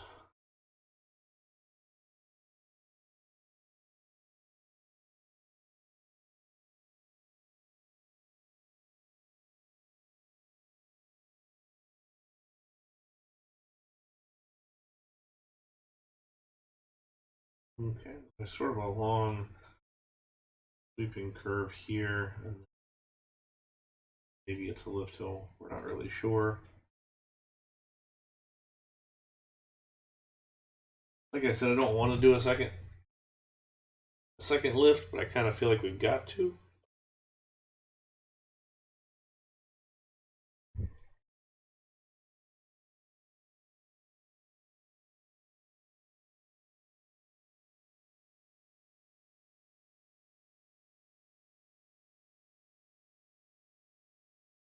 Size-wise, this is a little bit larger than the first one for whatever reason.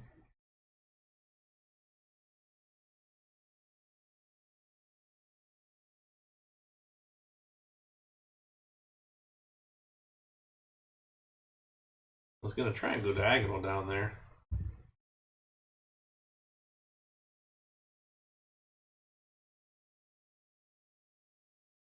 But seeing as we've done this similar thing on the other one, let's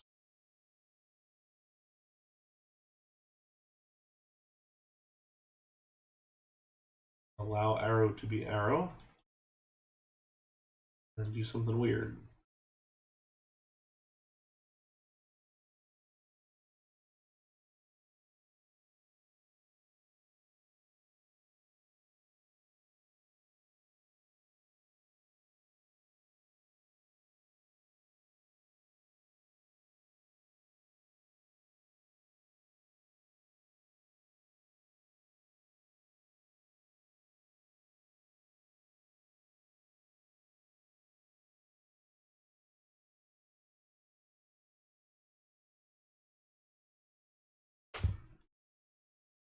We can go. That's not any better than that one either.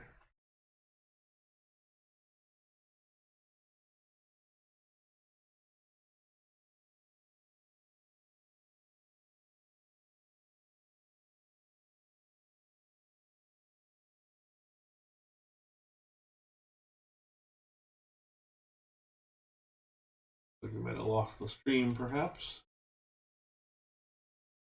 Yeah, we build.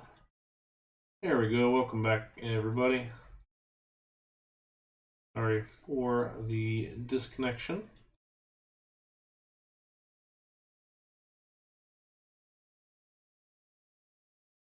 We're still struggling with this turnaround of sorts.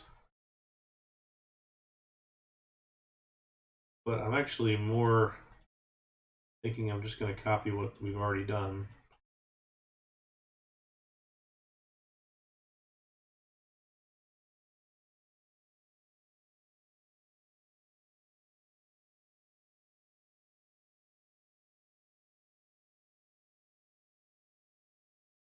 Do it like that.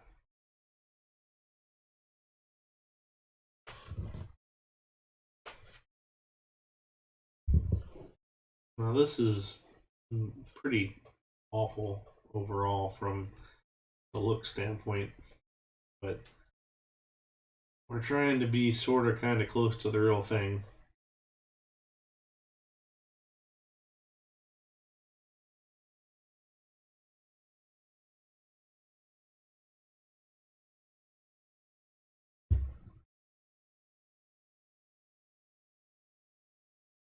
So we're gonna have some kind of awkward bits and pieces here. Granted, this whole stream has been pretty awkward as far as layouts go, or as far as I go, who knows.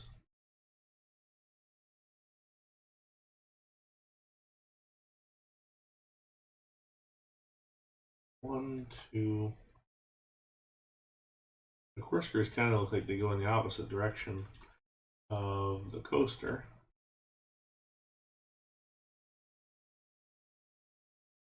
Like they look like they kind of go this way, that way, and out.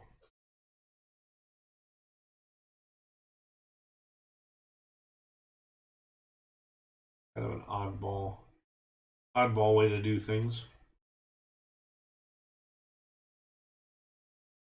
Nonetheless, I think this is still going to be one of our not so fine layouts.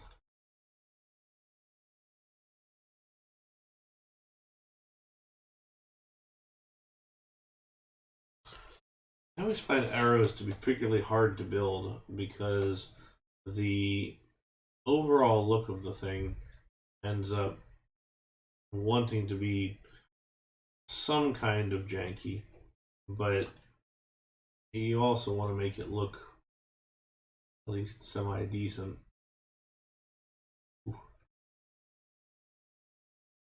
And flow and arrow don't necessarily go together as far as other layouts. It would be cool if we could actually get that lift hill more or less parallel to the other one. Thanks, Drew Melvins. Okay. Maybe that's the thing. Maybe we consider that.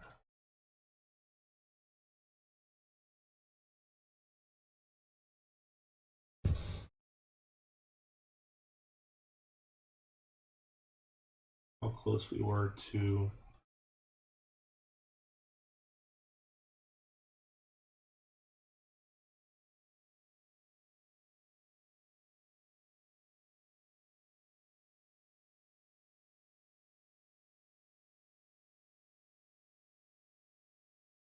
this.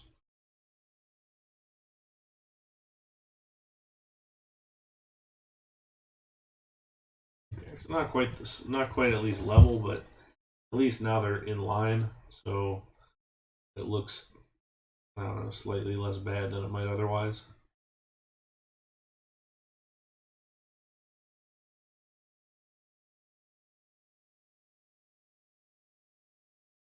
Now, sadly, that means that we don't get the lift interaction that we had hoped for.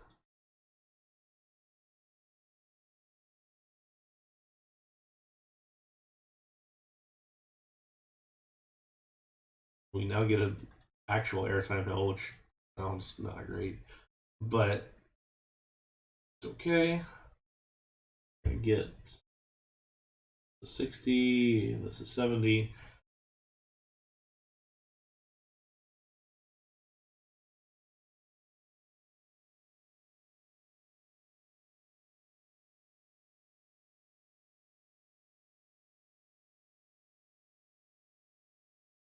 Our brake run prior to the lift.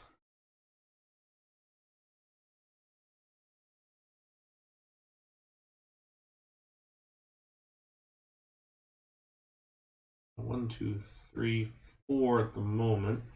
I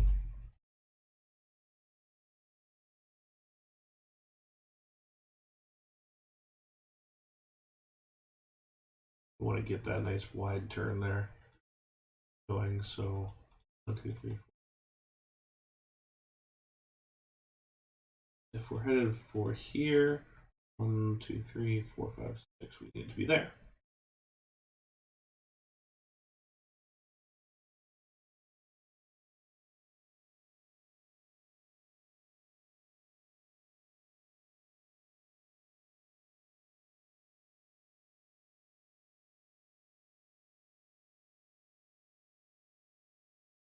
We're going to fully embrace the flat sections that Arrow likes to do sometimes, and kind of leave it at that.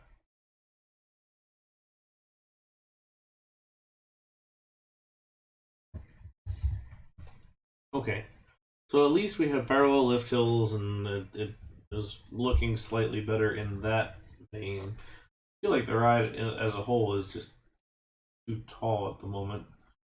If the whole thing is raised up like this, it probably means that we can bring the whole thing down at some point too. Alright, so last bit is to get this corkscrew deal right.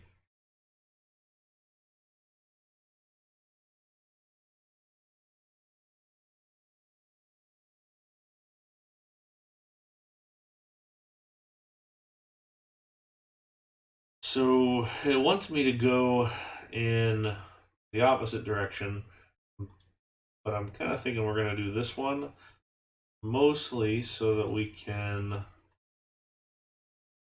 get ourselves some interaction further down here. So let's take a look at this. It is true. Arrow would not care if it was that high off the ground. You are absolutely correct.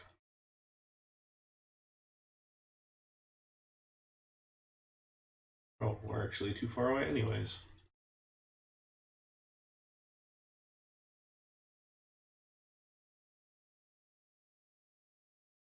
Turn here, drop this.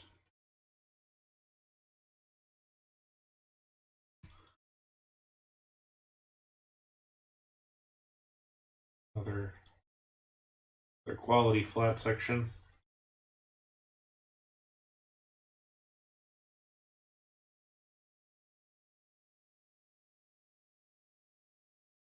Alright, we'll do that. turn out of there. Give ourselves a Helix, which is not on the real thing, but not an arrow if it's not. It doesn't have an ending Helix.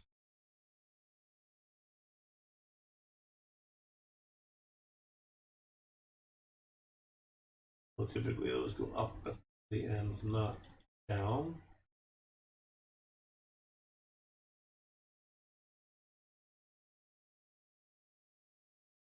That's our first brakes there.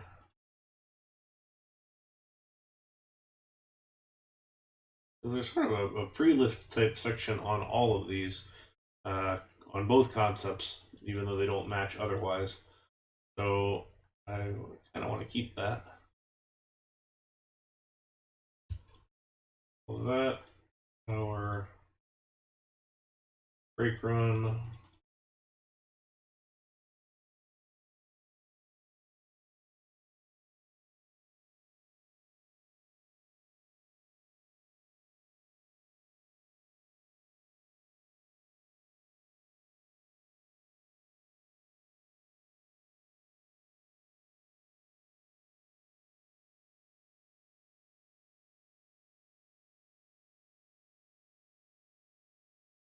Slightly too low.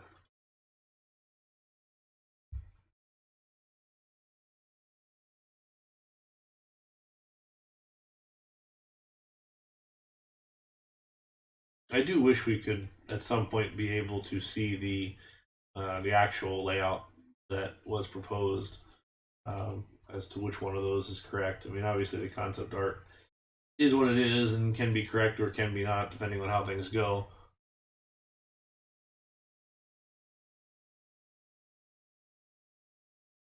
But it also depends when it was designed. I mean, this very well could have been asked for well before 1995. So when you point out on there, Dragonfire had happened. So there's the potential that it's there, or the potential that it was designed well before that. So I guess you never really know, and that's the question we've got to ask ourselves and see if it's true or not. I mean, I know plenty of designs that have sat around for years and years and years until we get to this point. All right. I'm gonna put one of these on the corner here. I don't like doing that, but it holds all three right now. Really, we'd hold it on the diagonal, but let's have a look.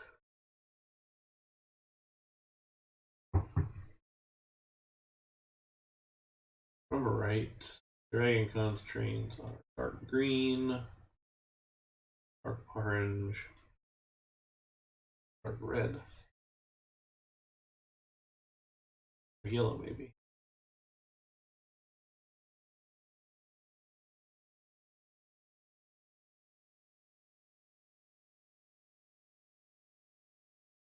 Get that lift a little bit. We don't have our diagonal brakes, of course, so we would either assume that this would have a shoestring on it, or we would kind of fudge it a little bit.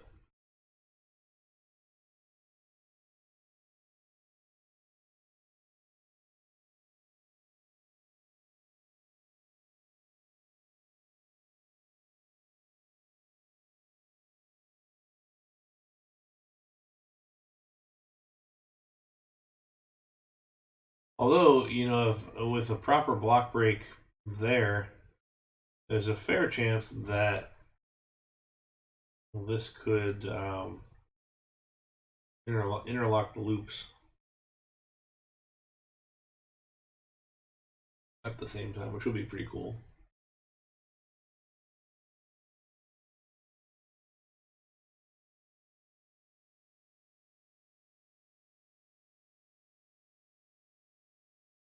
But we're not going to spend too much time working that out, just because I don't think this is a great layout, and we're going to just leave that one be.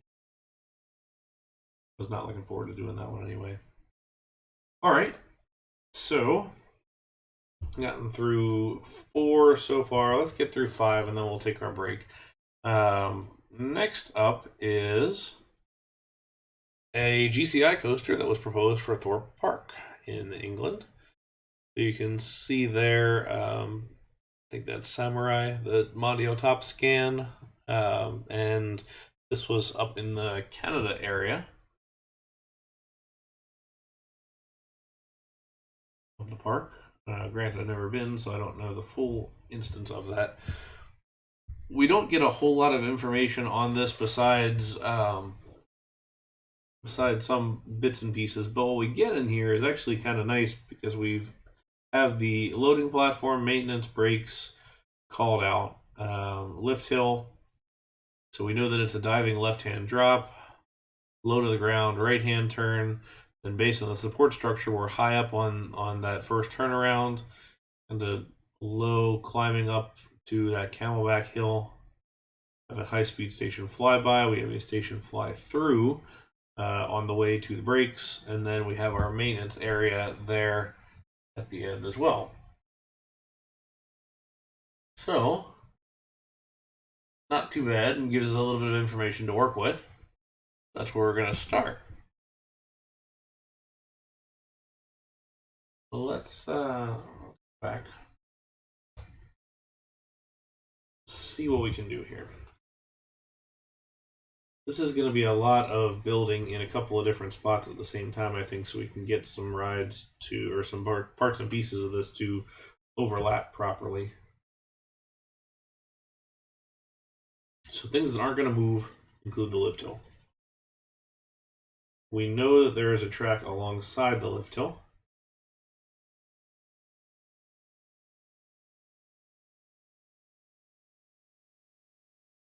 We know that at some point there's one that goes here. We know that this has got a nice sort of diving corner to it. So if we pick this up a little bit,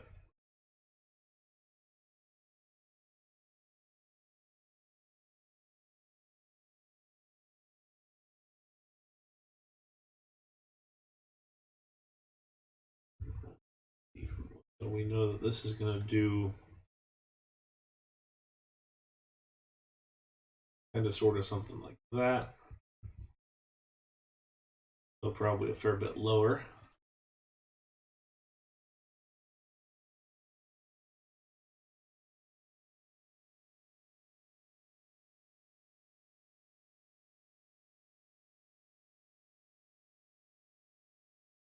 Got our station flyby, which means that our station is going to sit somewhere in here. We have 4 to the station.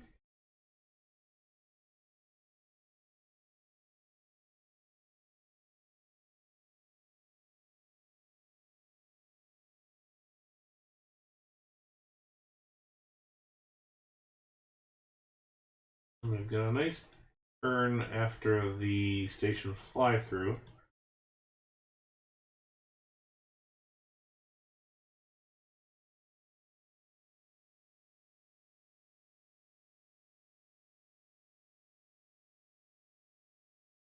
Turn in this direction for maintenance.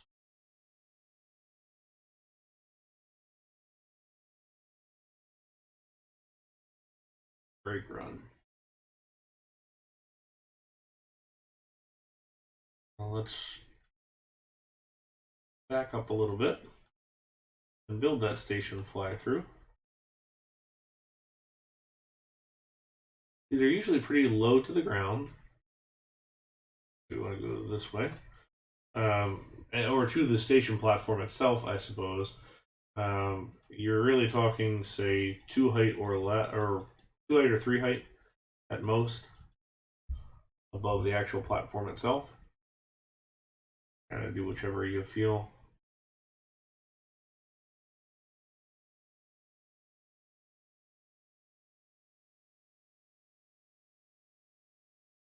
I'm gonna go to 3, I think.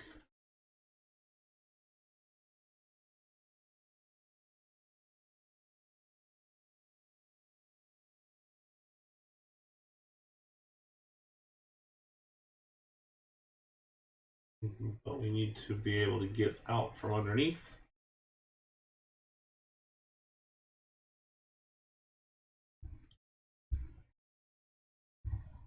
Which we can do relatively easily. And then drop down. Now I'm glad I left the 3 because that means I can bring this up.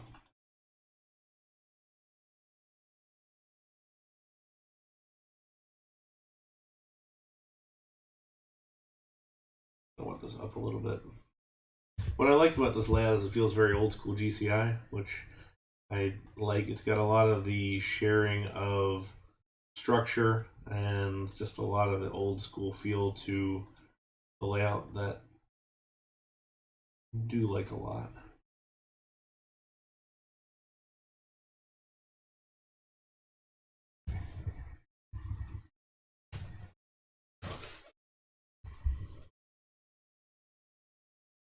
We've got 5 here for a transfer track. We get a 6 deep station, which I don't think we need, but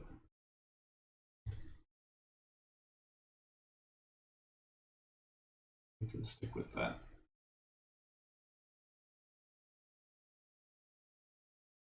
Station fly-throughs are cool, but they're also incredibly loud. So if you're sensitive as far as noise goes, these are not for you. Okay, so there's the high-speed station flyby, which is 3 in a row. We can take a peek back here just to see how we're doing so far. I built that nice little design there. It looks to me as if the this run after the turnaround goes underneath the maintenance area there, so I'll have to figure out how to make that work. So you get this sort of twisty bit all the way back to the station fly-through. So it's kind of almost a 2-loop thing. So we're going to circle the area once, circle it twice, and then head back in. So that's a good way to think about it. All right, back to the coasters. All right, get rid of this before we spend too long looking at it.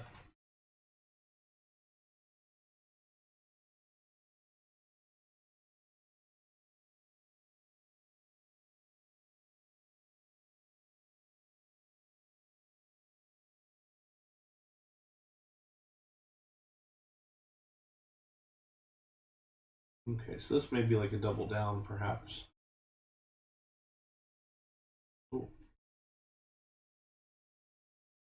Let's get that looking a little more normal wooden coaster colors.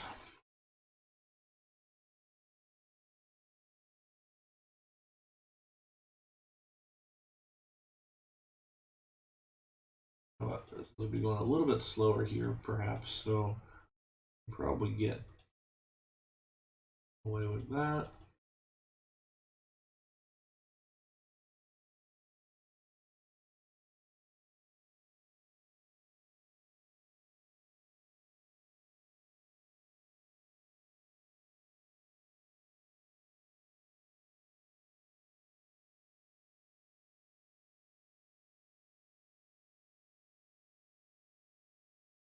We don't need to go too tall on this, I don't think, so we're going to stop it around this height.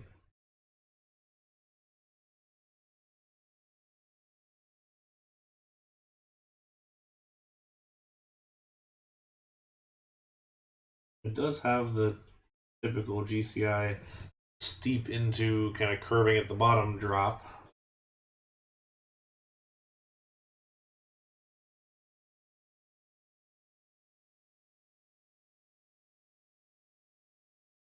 We do sort of curve a little bit here, going up to it.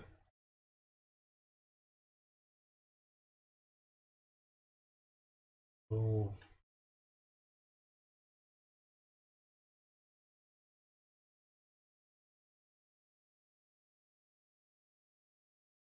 Skirt ourselves along that side.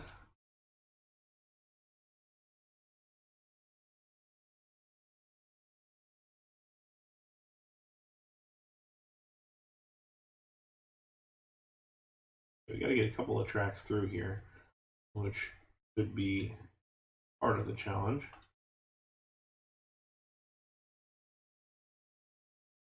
This guy and this guy will need to connect up.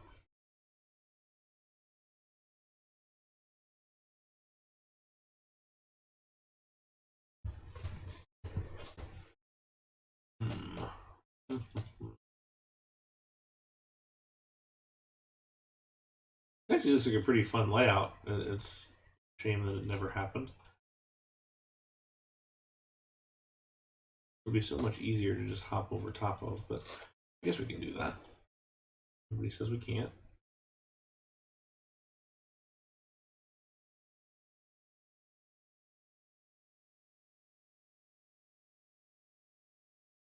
But this climbs a little bit.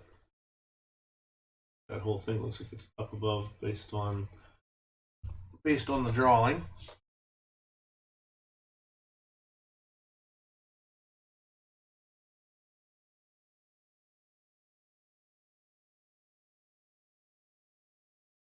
We also have this long kind of out and back bit over here that we have our high speeds fly by. There's a camelback, and then it kind of wraps around over this way.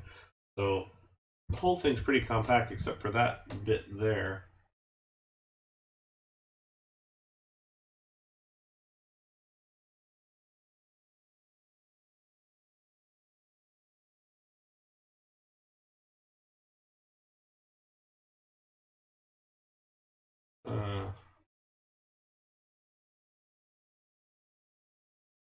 I do this as a two-part hill. GCI loves to do the little kind of get into and then go out of. This is 45, but this to be our tallest, 60, 85. This one is based off of the proposed layout for Thorpe Park's GCI. It never happened. So we're trying to do a semi-inspired layout by it. And by semi-inspired, I mean pretty darn close. Now, granted, we don't have the profile on the side, so we are going to do what we can to make this somewhat close. Let's jump on back here.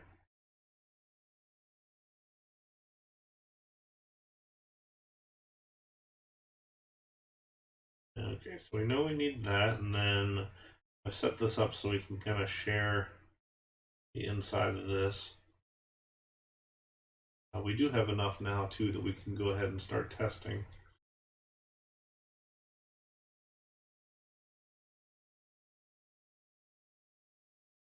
Also, welcome, Belgian guy. I hadn't seen you here, so thank you for stopping by.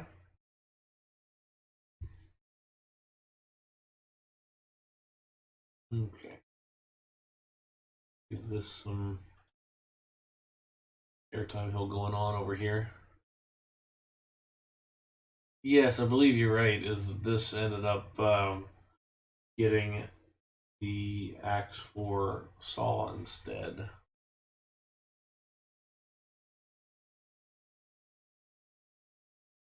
Okay, so we have the station flyby right here.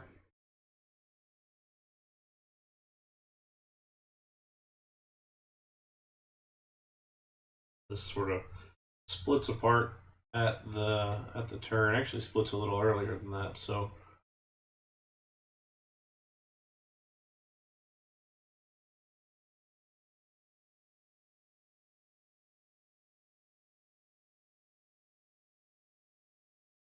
that goes.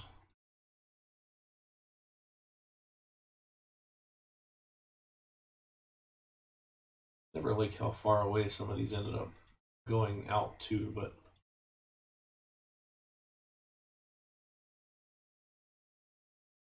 do if this is too high, 65 to 60, yeah, that's too. But we can run it like this.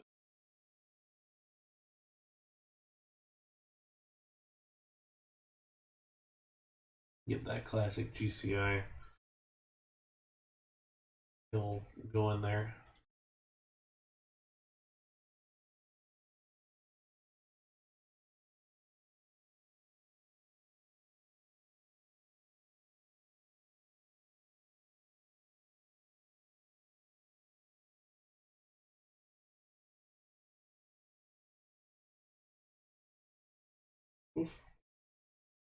Accidentally clicking the zoom there. Okay, it does say Camelback Hill.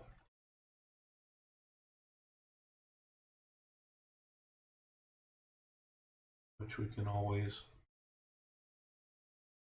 go through with.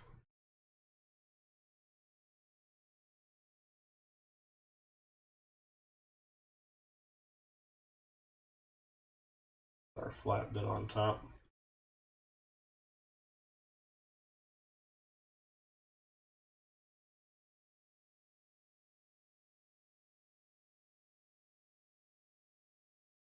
There's our station flyby. We're connected up more or less.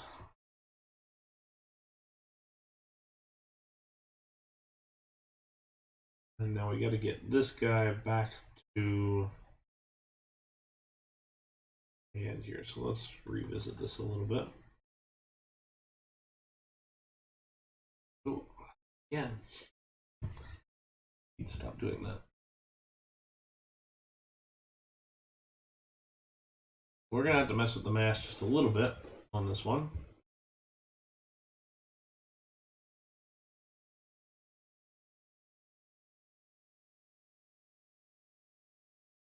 Because we're nearly stalled out right there, but which is fine. Typically the mass on pretty much every RCT coaster train is lacking at best.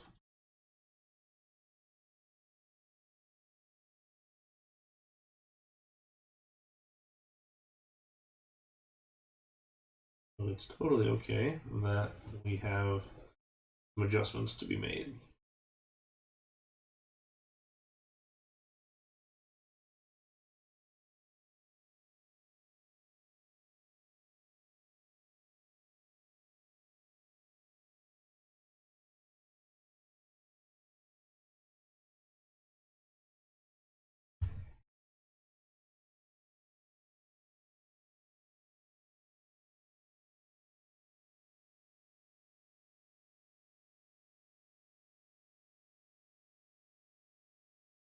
Do this little kind of dip down.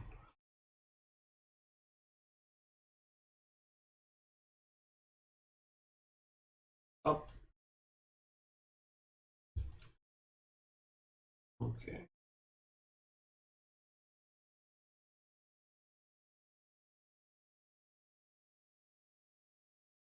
Cross with a little bit of this, and then we need to essentially go hug this corner and then come on right back.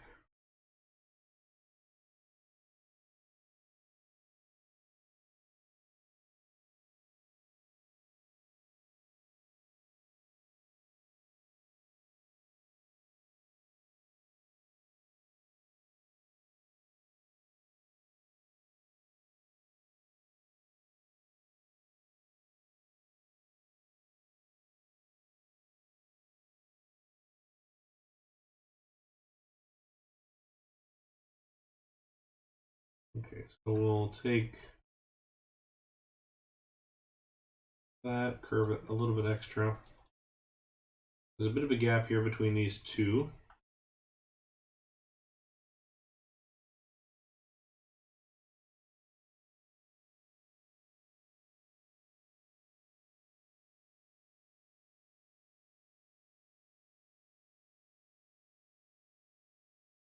That's almost a full 180 here. What we can do if we want to do something a little bit different is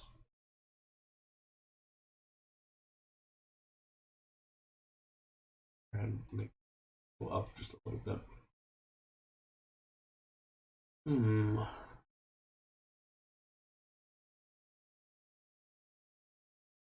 Too off in that direction.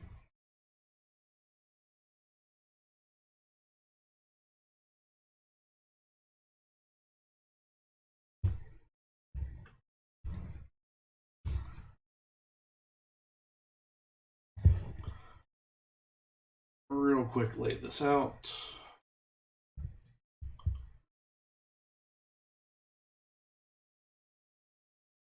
Land tile markings are your friend. They will absolutely, they're incredibly useful. I'll say, recommend whenever you can to make use of them.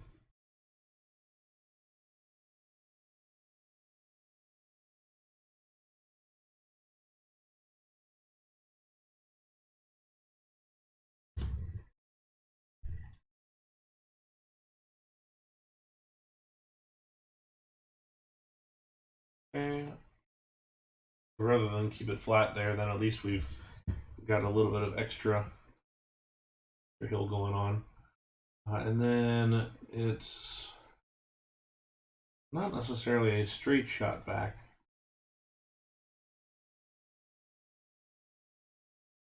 Although we're going to be kind of sort of close here, which is somewhat annoying.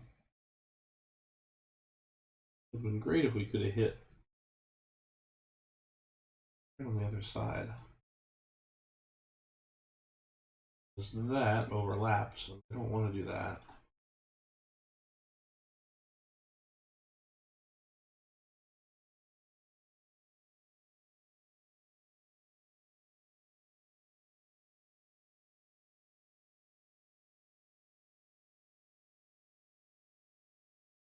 Might do is something like this, and then end up moving this other whole section over.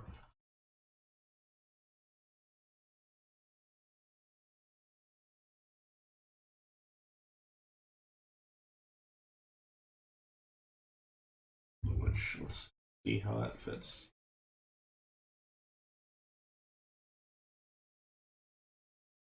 Oh, delete that.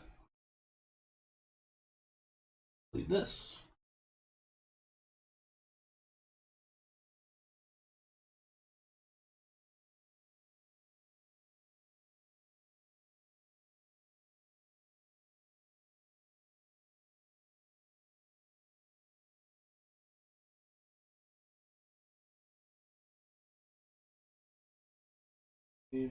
We're kind of one shy of where we would be.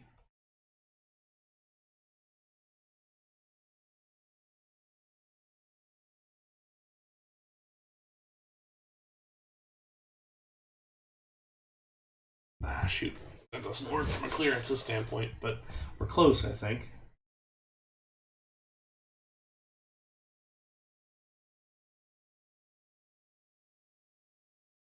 Maybe work it out underneath the, or on the bottomed out section right there.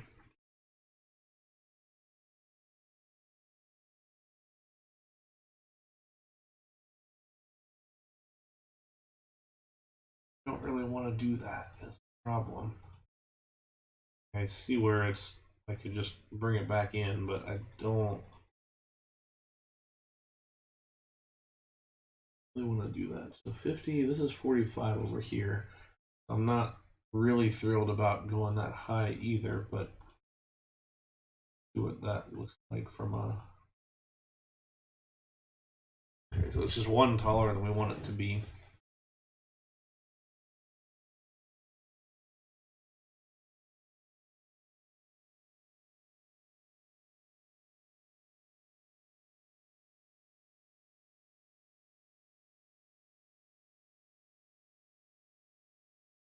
This is okay because then I can come in here banked, unbank that, and then have it drop one down, which is totally fine. All right, so that's the layout.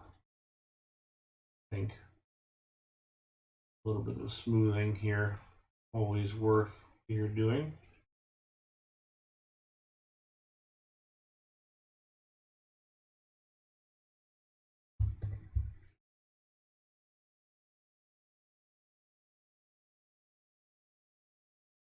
Ahead of time.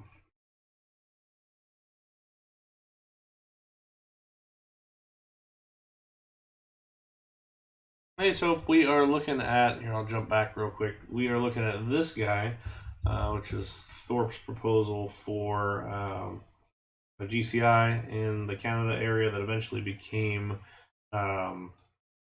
Saul. So here is kind of my layout set on, well, let me get it here. All right, so here's the proposal, and then here's our layout that we have. It sticks out a little far on this side, which I'm not too thrilled about. So kind of wondering if there's something that we can maybe do there before we totally wrap up, but I'm not hating it too hard at the moment. I might just kind of leave it at that. So let's see what happens if we do play with the mass a fair amount, because we've got the full on with full heavy trains, or the 6 car.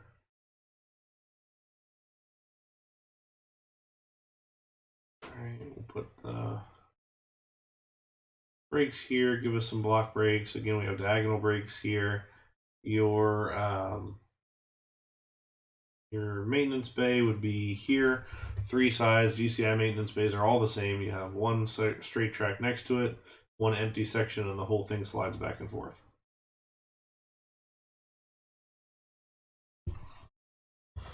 Okay. Rides list. Wooden roller coaster 008. Ride set mass 008. Let's go for 900. And see what happens.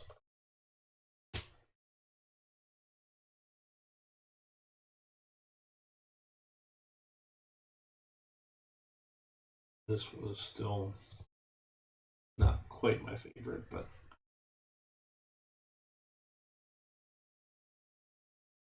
a little sluggish over that turn, but we don't have a good kind of drop for all of this.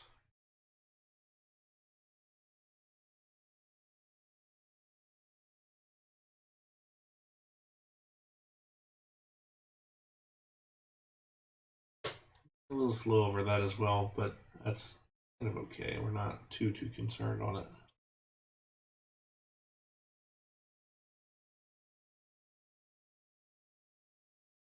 It is a little slower than we'd like through kind of the whole thing. So let me reset, and I'm going to do 1200 just to get it to hold its speed a little bit better.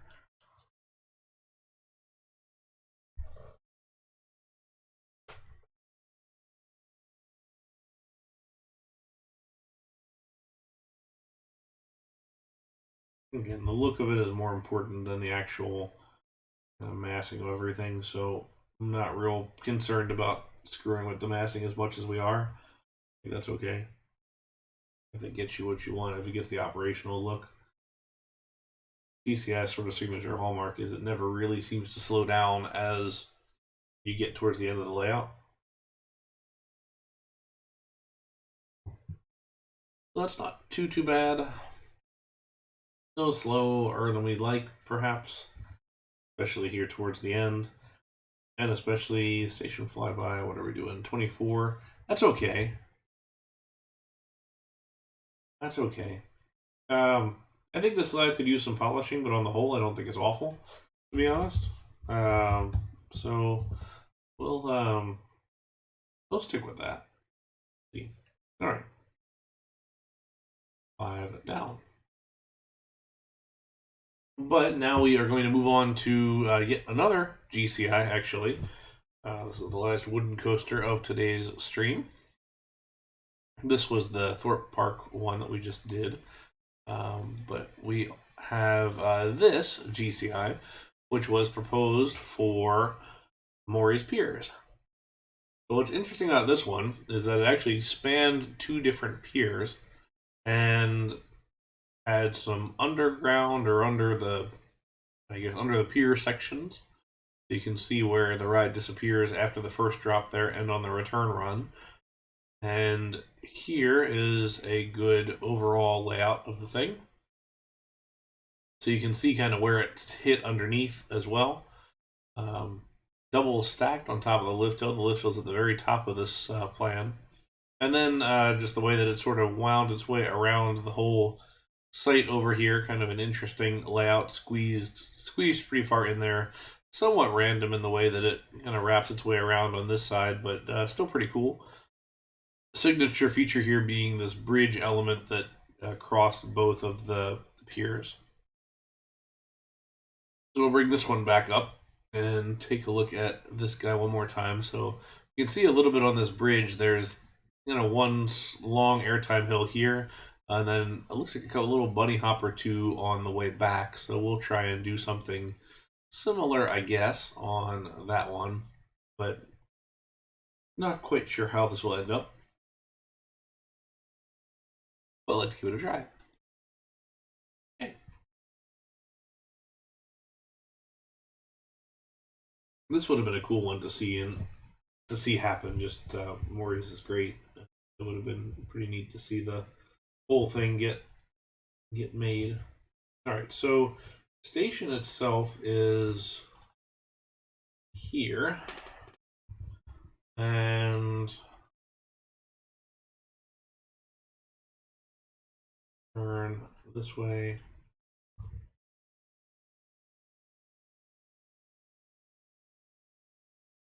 Not a whole lot of space between any of these.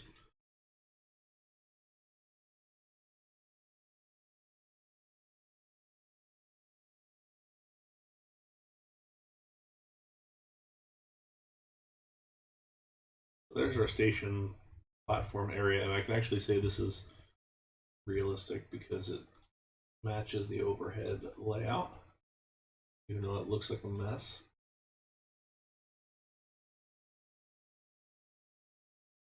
Okay.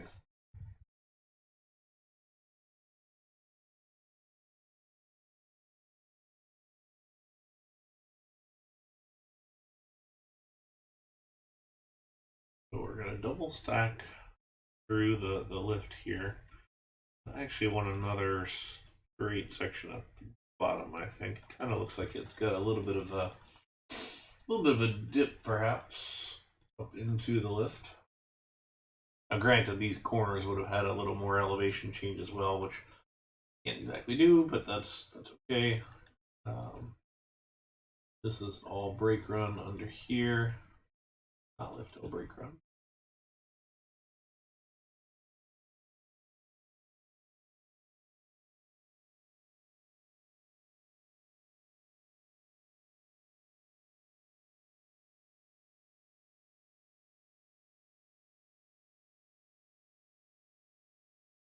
So I had a pretty steep first drop, actually, that went underneath the piece here. I almost want to use the curving drop there, but I can't bring myself to do it.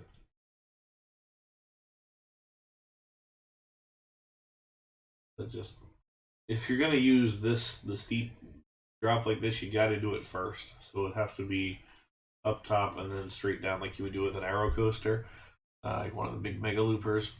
You can't do it part way down.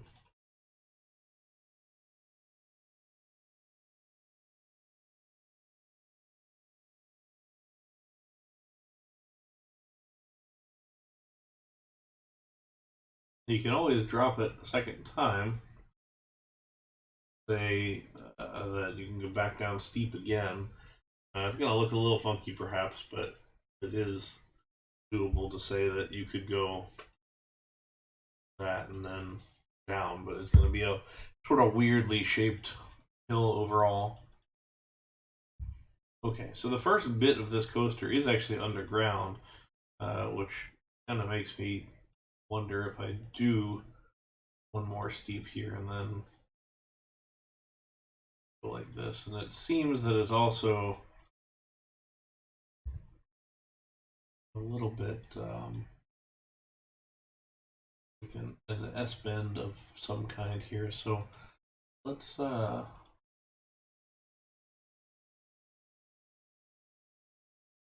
maybe a little bit too far, to be honest.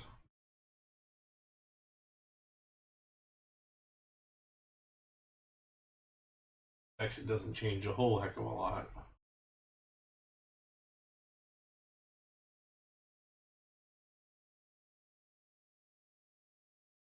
Sort of a weird layout, mostly because we're clearing the pier, which I get. It's kind of an odd line.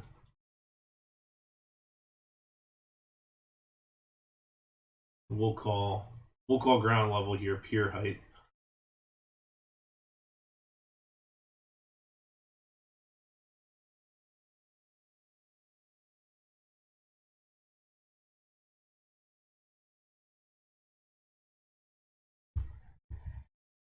Hmm.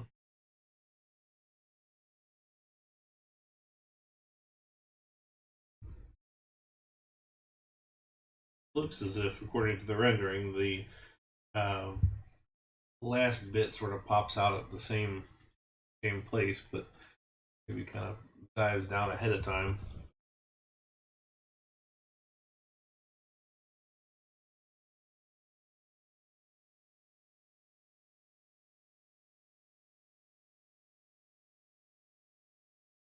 And I said that this one had two like airtime hills almost on it. Do that.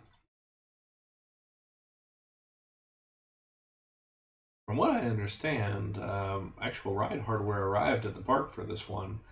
Um, but there was, I don't know what the issue ended up becoming that caused this one not to get built, but this one got closer than some of the other ones, it seems.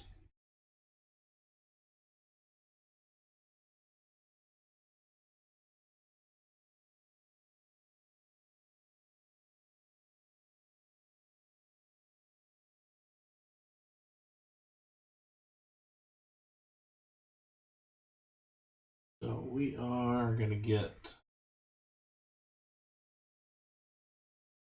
around trying to figure out what the best method is here. I'm looking at the rendering.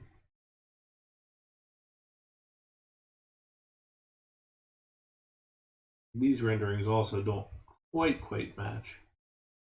A little bit of back and forth as far as that goes.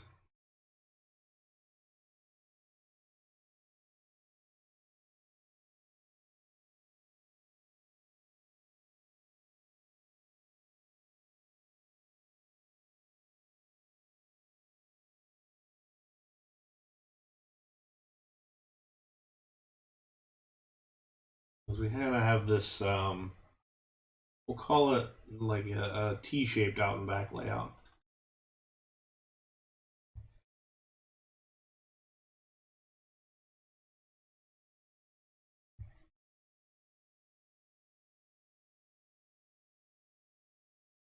Let's cross this way.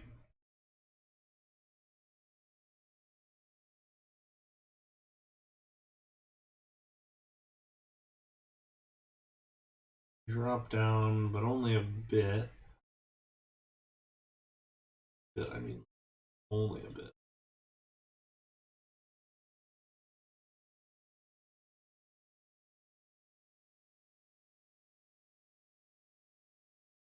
$70 versus 85, so we need to give it a little bit further down.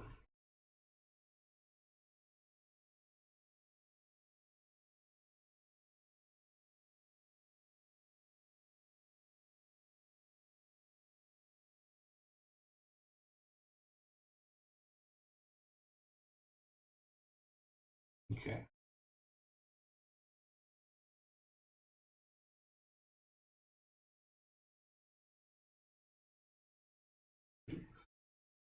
Unfortunately, we can't go through those, and that also doesn't bode well that that just didn't even make it.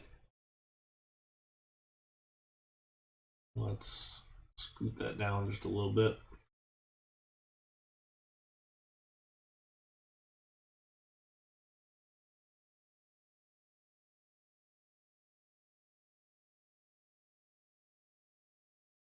Drop that lift hill.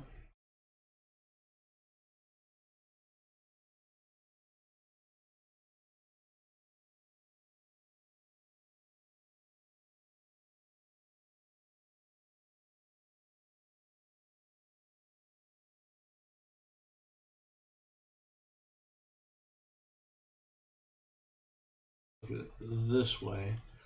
The rendering kind of shows a small bit here.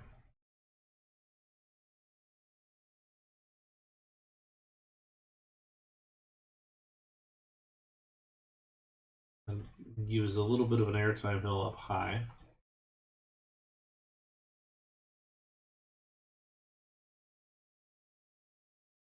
Cross and head this way.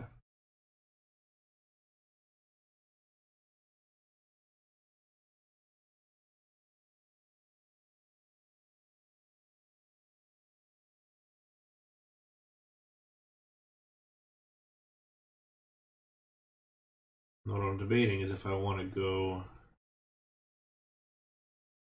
all the way up and over, or if I want to turn the corner here and go down this way. Granted, we also have the issue of the train not making it, which we'll fix some of that in massing. Again, we'll change the mass here pretty substantially, because these coaster trains I find to be very, very light.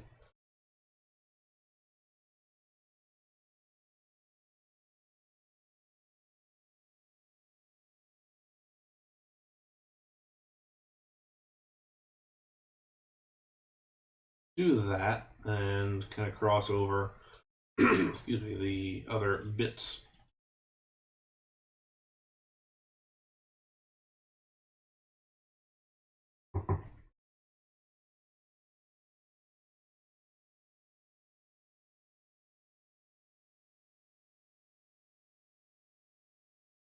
Then we have to cross down here.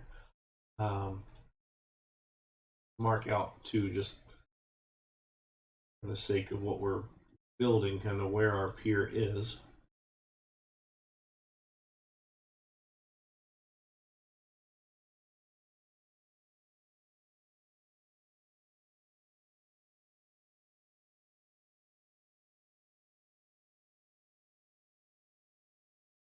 Trying not to exceed those boxes, and then we'll call this our hop over the top of the thing.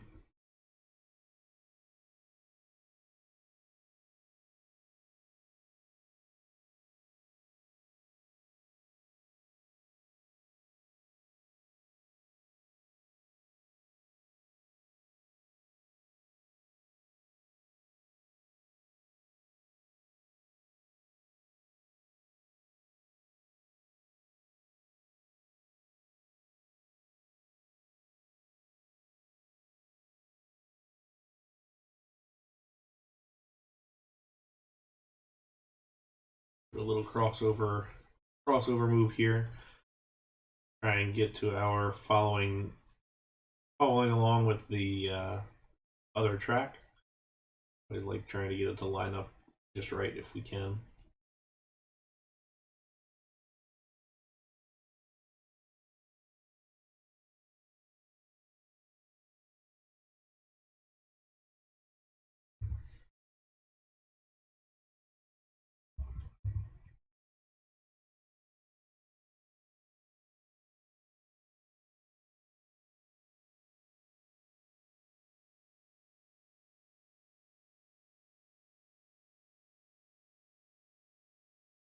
See what we can do. We've got this guy overhead. Now the question remains what we want to do with it. Do we want to go up and we can go underneath and kind of skirt our way around, which I kind of am leaning towards at the moment, where we drop under here a little bit and work our way through. We can't go down, so we got to go up.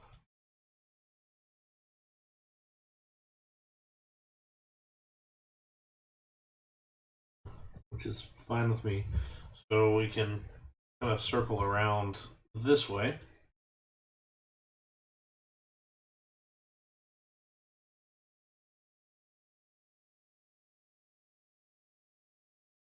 And then I guess what we would do is probably cross again over here.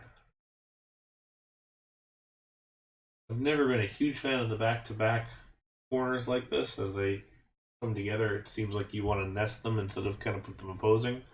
But it's not necessarily the worst offense that we could do.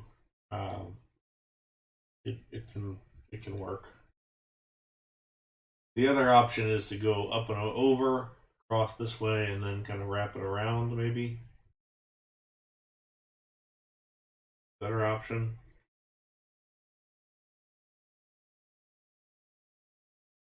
So essentially,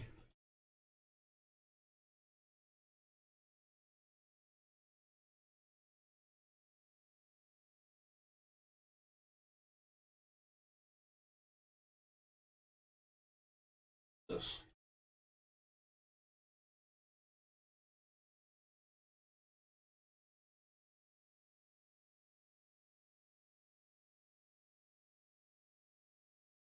And then we would do like a unbanked corner here. Drop our way down.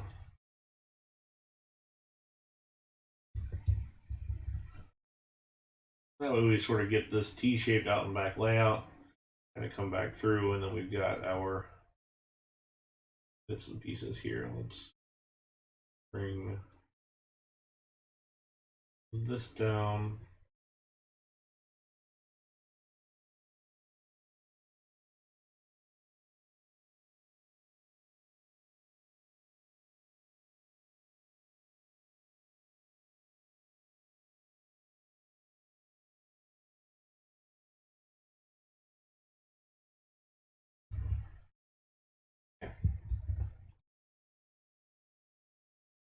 All right. Give ourselves some breaks here as we have.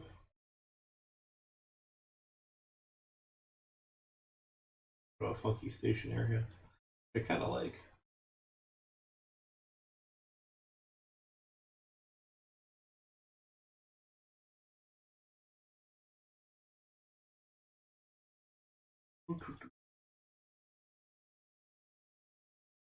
Go.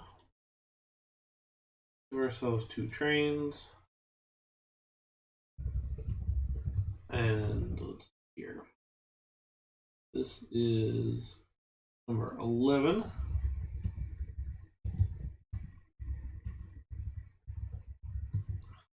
We're going to go at 1200 again just to get it up there. So we know what to color the trains this time. We got 2 trains.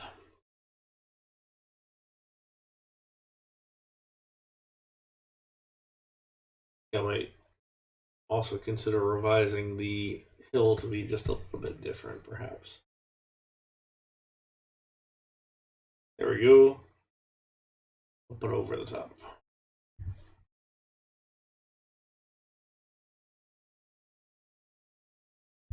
Holds its speed pretty well.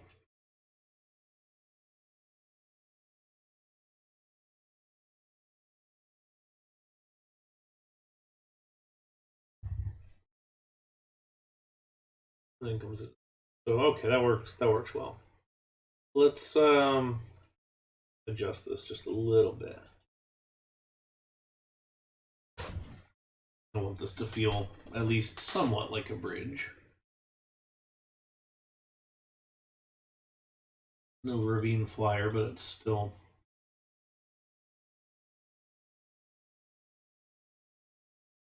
something to consider.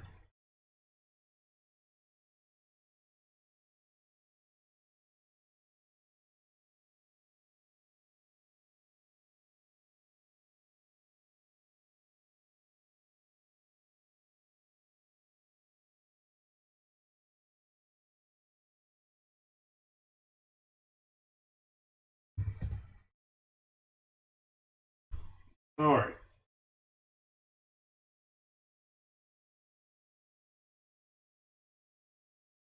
I haven't heard any colors, so I'm going to pick myself. We're going to go. Let's go yellow and purple. Keep the red.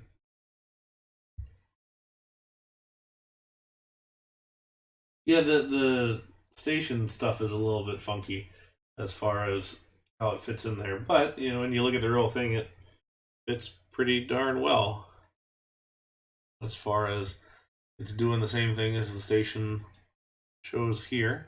We didn't quite do the same layout as far as this goes overall, but not awfully so.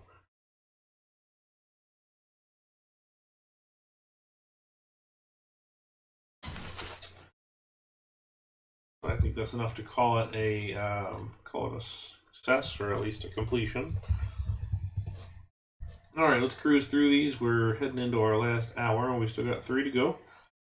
So let's look at the next one, which might be my favorite one, or at least most interesting one, perhaps. So the next one is a proposal for Six Flags Fiesta Texas for a Togo that eventually took or was the site of Superman Krypton Coaster. So the B&M floorless coaster also had a proposal from Togo to use the side of the cliff and turn into some pretty interesting stuff. So yeah, it became Superman Krypton Coaster, the pretty iconic B&M floorless coaster. But at one point there was this. So a pretty wild, interesting layout, in my opinion. You've got your lift hill up onto the cliffside, and if you're not familiar with Fiesta Texas, there's it's built in an old quarry, so there's this cliffside that surrounds the park on 3 different sides, and this is one of the coasters that utilizes that, or at least Superman does. So this proposal also kind of utilizes that same thing. But pretty interesting to see. You get this really cool stacked like tornado helix thing going on, which we're gonna try and do, at least in as best as we can, kind of a stacked way. Big lift, big drop off the cliffside into this big helix, some airtime hills, and a loop way late in the layout.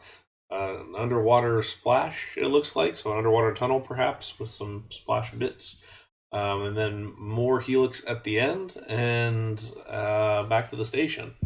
So a pretty interesting one there. So let's give this thing a shot and see where we can come up with. I think we want to start with that big turn element because we're going to be working around that whole thing. All right, so let's take a look at this.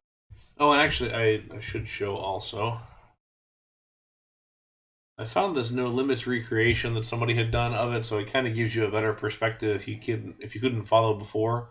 So you got this like essentially 2.5 round helix up top, and then at the end it's a one big 360 around the whole thing.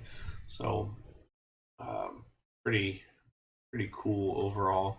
I guess this model was for sale on eBay a little while back. I found an old listing for it, but it was long since deleted, which is kind of wild to even think about, isn't it? All right.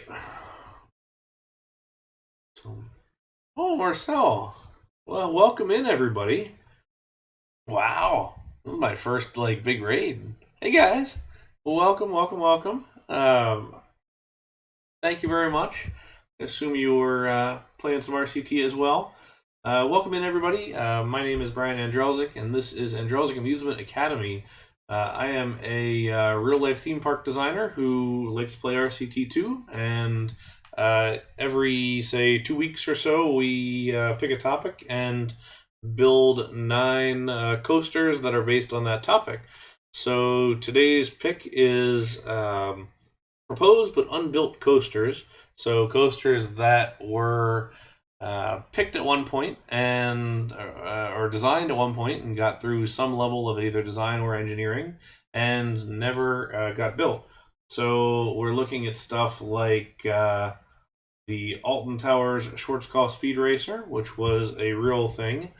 I'll jump over here and you can see the model of which actually was a real thing. So we have this as an option.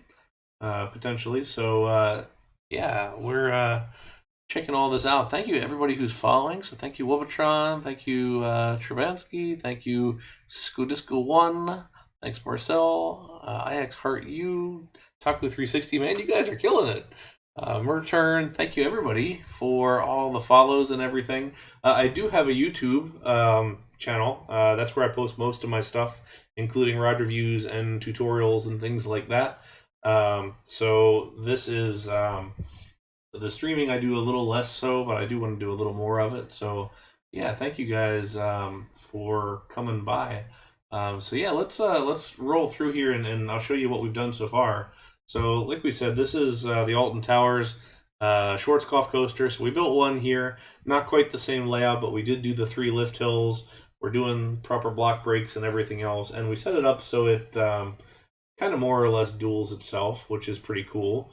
And actually the third train kind of gets in on the action here, coming off of the 3rd lift hill here. We can see it up through just a little bit there, which is kind of cool. I'll take it a little bit. So next up, we tried to do Heide Park's Giga Coaster. So this one we'll look at here. So this was a proposal for Intamin Giga Coaster that was to go at Heide Park. You can, if you're familiar with that park in Germany, you probably recognize Colossus there, kind of penciled in. But it was a pretty cool swooping layout, sort of a mix of Millennium Force and let's see, some Superman Ride of Steel in there, maybe some Expedition G-Force perhaps. So pretty darn cool to see how this would have fit in there. Now, granted, I feel like this is a pretty lousy thing to do in RCT. So we end up having a pretty sad looking layout here with some wide corners, and things just don't look very good since we don't have the overbanked corners and things. We're using some pretty just not the best looking stuff here, so it's not quite the best. Actually, while we're trying, you're in luck. If you go search YouTube for Heide Park Giga Coaster, somebody's done it. There's a couple of good ones in there. We did look at them today, but there's a couple of good options that have done it far better than you can do in RCT2. Have I ever built an RCT3? I have, but like good many years ago, probably when it first came out. So yeah, we didn't do too much with this one. Number 3, this was a GCI that was proposed for Miracle Strip Park in Florida. Here we go. So this is the artwork for this one. If you're somewhat coaster enthusiast savvy, you may remember Miracle Strip Park was an older park in Florida that had an old GCI. Well, it had an old wooden coaster, a nice out and back wooden coaster. Well, the park closed in the mid 2000s. Everything was demolished, and there have been a couple of attempts to save it since then, or to bring it back, I suppose. And we've got this this nice little layout here with some pretty cool airtime hills and things. It reminds me a heck of a lot of White Lightning at Fun Spot in Orlando. So we kind of did a similar thing there. Oh yeah, good spot on the Rocco plane. That's a solid choice of flat ride right there. So we looked using the smaller trains. We're playing pretty heavily with the mass on this one just to make sure it gets its way around. But similar stuff. We would probably bring in our water over here just to give it a little bit of that lake effect going on. So if we ever completed the park here, we there's actually a video out there with or from GCI that shows the POV of this layout that they had put together for, I assume, marketing purposes and things like that. And all this stuff along the water is really underbanked, so it's almost flat. I couldn't really bring myself to do that just because I don't feel like GCI would do that sort of thing. But we did underbank this section here just a little bit, leaving that one flat. But yeah. Oh, you got to ride one? Those are great. They're really fun. I did one of the Rocco planes at Lagoon out in Utah last year. It was a great ride. It's they don't make flat rides like that anymore. Okay, so next up there's got here. So this is the a proposal for an Arrow coaster at Port Aventura that was actually meant for where Dragon Con is now. So you can see it here, and you can actually see it better on this one if you're familiar with Port Aventura in Spain. This is the theater space that they have here, and then some of the eateries. And this is your station NQ where Dragon Con sits now. The interesting thing with this one is that these two layouts and renderings totally disagree with each other, so they're kind of all over the place. This one's got this interlocking loop thing going on here with a lift hill that presumably goes through it, but I'm not really sure how that works. But we went over top, and a pretty janky layout throughout the rest of it, which I don't think you can expect anything less from Arrow, but we tried to make it at least make a little bit of sense. So let's go back and take a look and see what we did. Well, whoever I understand, not coasters aren't for everybody, but at least you can enjoy playing the game. So not too bad. It's always fun. I am a huge coaster fan, so I have ridden over 1,000 coasters. It's my hobby outside of work, and it also work, I suppose. But it's a lot of fun. I do like my coasters. So we did this sort of diving weird little bit here going into the first loop. I really wanted to manage this without a second lift hill, but there was really not a good way to do it since we had these two reverse sidewinders in the middle of it, which was somewhat of a shame. Would shoestring this if we put it into a full park. We would go ahead and shoestring this diagonal brake run, give it a little bit of a gap there, and maybe play with the block brakes a little, see if we couldn't get these two loops to dual, which would be pretty neat. There's only one coaster left that's got the interlocking loops, and that's Loch Ness Monster at Busch Gardens in Williamsburg. That one cannot dual the loops unless they manipulate it and stop the second lift hill. But still a good ride. Since 1978, it's done pretty well. One coaster, the wooden coaster, at Playland in Vancouver. I've never been there. It's one that I really would love to get to, but have not had a chance to get there just yet. But hopefully we'll get there soon. It's Pacific Northwest is kind of on my list if we can for next time. Okay, we're almost caught up here, just kind of doing our little recap. Next up is this guy, another GCI. So this is a GCI that was proposed for, not that one, that's next, for Thorpe Park in England. This eventually became Saw the Ride, so this was proposed over in the Canada area there. And we've got a pretty compact layout, a pretty classic GCI look, so a lot of shared vents through the whole thing. So it's pretty interesting. Yeah, I thought that was funny, the Q in here question mark, which means that this is probably pretty early on as far as site development drawing goes, because actually I had similar things on projects I've worked on where we get some site plans and there's just a bunch of notes with questions on them. So this is pretty reminiscent of that sort of thing where it's sort of like, well, I don't know, Q perhaps, maybe, I don't know. And you go back and forth and kind of work through something else. So it's pretty interesting. But we not that one, this one. We did a similar layout. We had to really screw with the mass on this one. I think the standard mass on these trains is like 290. We upped it to about 1200. So it's not the best. Another diagonal brake run here that we did not shoestring. But it's, we'll get there. Well, hey, Overkins, at least you rode the coaster, so you can say that you got the one. Whether you do one or not, then, it's good. Well, thanks, Wobotron. I appreciate you coming by. If you check out the YouTube channel or my Discord that I've got, which both of those links are below, that'll be the go live notifications and all that kind of stuff. So we try and do these every 2 weeks. Usually we're on Saturdays, but it's today was a little bit strange because yesterday I was a little busy. So we're a day late, but it worked out because you guys got to stop by, and I appreciate it very much.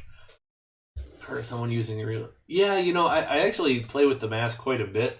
Granted, it's a lot of it is due to custom trains that may not quite have the right mass. Like X7's wing coaster trains are look great, but they're really really light compared to what they should be.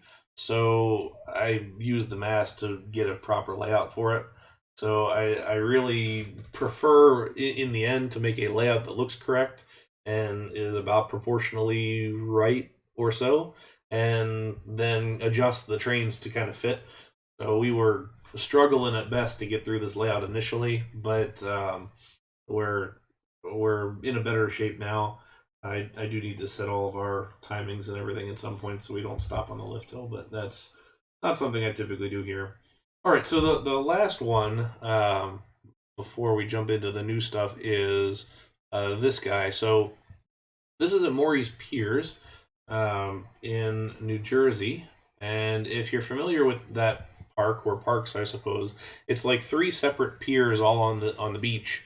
And there was a proposal a while back to put a pier spanning GCI, so it went between two separate piers and jump across. So it was a pretty cool idea. And actually, it got so far as hardware showed up on site for some of the things. I know at least bolts and things like that did show up on site. I don't know the official reason for the cancellation that's out there, but the ride never made it. So again, we've got two drawings here that that don't necessarily line up. They're close, but not quite the same. So we took a stab at this again, just sort of doing our own thing. We'll call the two piers sort of in the tan areas, and we've got our bridge across the middle here. Again, we're really screwing with the mass because it's a lot longer than it probably ought to be. Usually I don't have to mess with that on wooden coasters, but for whatever reason today we're having some trouble here. So we're still maybe a little bit slow through there. We don't really want to do that. GCIs have a very kind of keen sense of being able to keep your speed up all the way through the ride, and they really do a nice job of playing with heights to get that just right. But this time we're not so lucky, so we had to play around a little bit. There's some pretty interesting space-saving stuff going on here. So we're underneath the lift hill here, which is something you rarely see on realistic coasters. S-bend out, and then this real funky station layout, but you can tell it was all to squeeze it into the one little space that they've got. All right, so now we have our 9 coasters here, and we're down to the final 3. So when you guys came in, we were just starting up our second or third to last one. So this is a Togo Japanese coaster proposal for Six Flags Fiesta, Texas. If you recognize the park at all, you'll see the quarry walls on the backside of this model that kind of inform the whole thing. And Superman Krypton coaster, the B&M floorless coaster, is what sits in this area now. But it looks like they went and got a number of proposals, which is a standard thing that we do in the industry when we're doing a new ride, is we get proposals from multiple different vendors and compare and contrast and look at pricing, look at design, look at all sorts of things, and then decide which way we're going to go from there. I really like Togo. I've had a very good experience on Togo coasters. I went to Japan a few years back and rode pretty much every Togo that is out there right now, or at least every adult or major one. So it's they're actually really fun. Like the US ones got a bad rap and they were not very good, but the ones in Japan ran really well. So this is one of those that interests me in kind of the what could have been, despite the fact that Krypton coaster is fabulous and one of the best B&M floorless coasters. But let's give this a shot. So I've got the drawing pulled up on the side here, so I'm going to reference it probably as we go. We're going to pick the stand-up train or track just to make it look a little better as we go along. Let's find some space here because we want to have the quarry on the side, and we want to get that stacked helix thing going on looking just right. So it actually engages about halfway up it, which halfway may be here perhaps. And it's a 2.5 level helix. And it's reasonably large, but not so large that it doesn't quite fit. The problem that we run into is the spacing. Now we do have clearance checks disabled for this section. I don't usually play that way, but it's sometimes you got to just to get it to land just right. So I don't know. You know, I wish it wasn't quite as compressed as it was, because you can really see on the rendering the real thing definitely is not as stretched as this. So I wonder if we maybe say come in and do this. Yeah, it is really cool how they use the terrain, because it's just not something that you see on a lot of parks, especially. I mean, it almost feels like an RCT park in the sense of you've got all this kind of crazy landscape to work with, I suppose, and they've actually gone and taken advantage of it. I feel like a lot of parks would have gone, well, that's a little too expensive. We're not going to deal with that. And it seems like they have gone that route here with their new B&M drop coaster called Cliffhanger, which does not interact with the cliff, much to my annoyance. But that's neither here nor there, I suppose. So coming off of this helix up top, there's sort of like a little airtime hill thing going on. We've got 2 airtime hills up here, and it sort of sits like this almost. What we'll go ahead and do is start to build in our base here. Actually, the last Amusement Academy that we did was terrain coasters, and how to build coasters on terrain in a realistic sense, which is actually a lot of fun. I enjoyed that stream quite a bit. If you're interested in any of the past streams we've done, by the way, I've got them all archived on my YouTube channel, so you can check them out there. They're long, so you can see we've already gone for 3.5 hours, and we'll have another probably hour left here. But if you want some background noise, which is what I'm told a lot of people do with these, it might be a nice way to learn how to build some realistic stuff. I can't tell if there's a block break up here because the rendering is, or the model photo is terrible, but it's kind of dropped down to this loop here over the water. So we're gonna do one of these guys. I don't necessarily like I was debating, actually thinking about this stream ahead of time, as to whether I wanted to do a big loop or a small one, or how I wanted to go about that, and I just couldn't justify the height of the big one. We really need medium loops. So come on, new save format, and people skilled to do those things. We're at 115 here and 70 over here, which means that our speed is probably going to be really terrible. So let's kind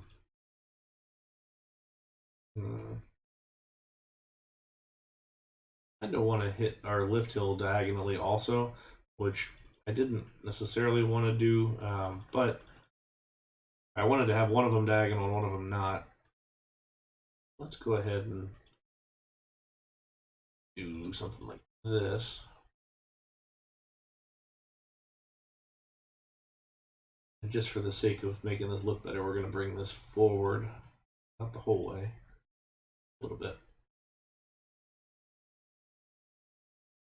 You can certainly play a little more with that over time and adjust it out. Yeah, I saw your note on that one when you commented. So the Golden Horse 16 inversion coaster, which is a pretty wild proposal, and I do still have that one saved also. I may at some point do a manufacturer displayed but never built option, because I can really fill probably a couple of streams worth with that. As I go through a lot of the brochures and things that I have for my APA, we can find a good deal of interesting stuff. And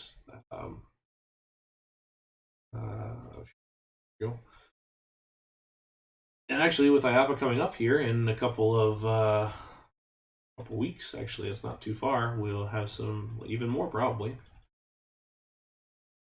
If you're not familiar with the industry, IAPA, the International Association of Amusement Parks and Attractions, has their World Expo every year in Orlando, which is where I'm located. It's a time when basically all the theme park manufacturers and everybody really gets together and does a trade show. And it's one of my favorite weeks of the year. It's a fantastic time and it's a lot of fun. And there's a lot to see, and certainly always interesting things coming up, whether proposals or otherwise. Yeah, Jinma rides is kind of what they go as now from a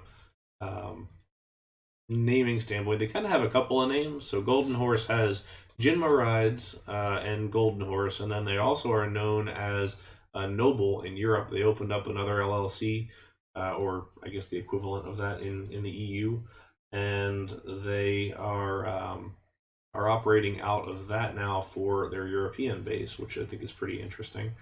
Let's see, how do I want to map this? So the real thing, let's jump back real quick so you can see what I'm looking at, is the drop here for the loop goes underneath of the first drop where the train is. Then we have this kind of tight turnaround, and the turn seems to go underneath of the first drop once again as we head back up for this final helix around the Cyclone Tower thing, which I gotta say would have been a pretty incredible support structure if that ever got built. Like, I bet that would look really neat. Some kind of interesting lattice thing going on. It kind of almost seems like it's begging for some rock work or something, but oh well. We won't know, I suppose, but I almost wish I had a little bit more space to work with here, because I've got not a whole lot to do here. I think we're going to make an audible and not actually do the whole thing across.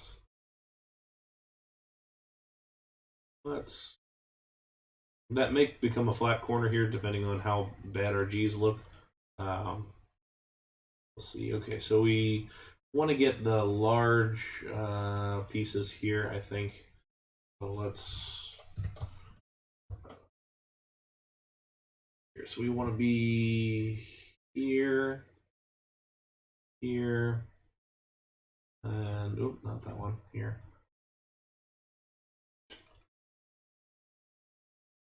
That's what I get for trying to be clever.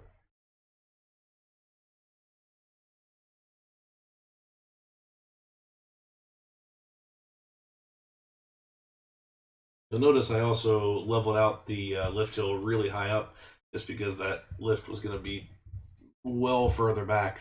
But we'll see.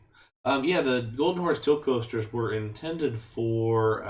They're shown at least in a rendering for the Saudi Arabian Six Flags, or at least it's a single one with sort of a curved drop to it. We'll see if it actually happens, but it's certainly an interesting idea potentially if it goes there.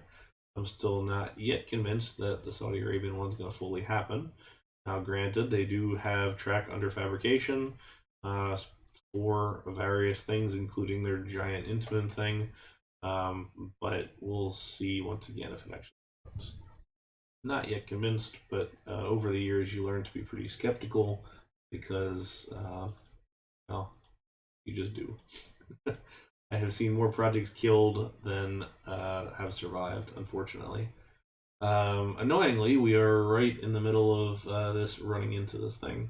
So I'm kind of pushing the whole thing back. Let's see if this fixes it. There we go.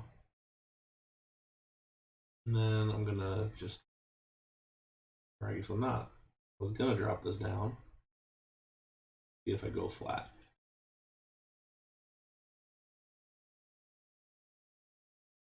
There we go.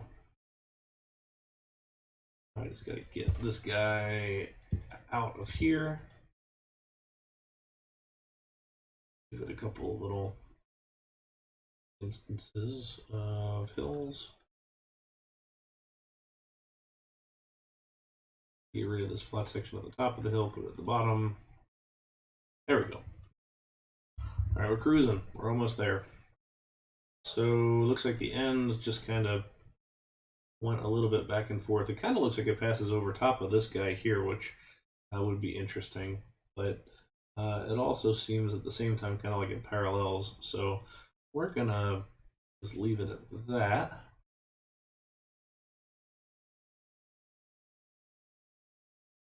And turn the corner here. Go this way.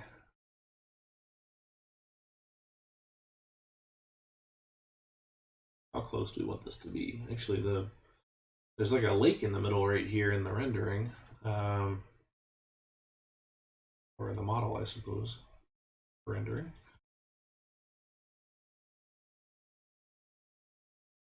I think our scale is a little bit off, but that's okay. Up to 30. We'll have a little bit of straight section there. Just I'll see you, Marcel. Have a nice evening. Thank you very much for the raid. I appreciate you stopping by. I love your channel. Keep up the good work as well. Have a good night. All right. So here we go with more or less an accurate layout. We're going to use the El Loco cars that Space K made. The reason being is I feel like they look the closest like some of the Togo cars. I first used them for some recreations or inspirations of Fujiyama, and they kind of worked close enough. So that's my pick typically when I build a Togo sit down. So we'll see how that goes. We're going to keep the excruciatingly slow lift hill because that's just what happens. We got this sort of like orange and yellow and blue sort of thing going on for the layout on the model. So we're going to keep that because I think it looks pretty cool.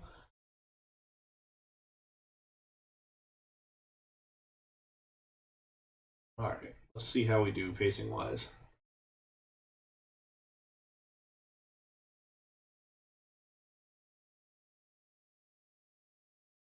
So 30, 29, 28, 27, 26, 25. Just about right. Okay. So we're real slow over top there, which is fine. That's a little, that's not a little, that's a lot janky right there, but we'll be okay with that. And then drop it down into the end here.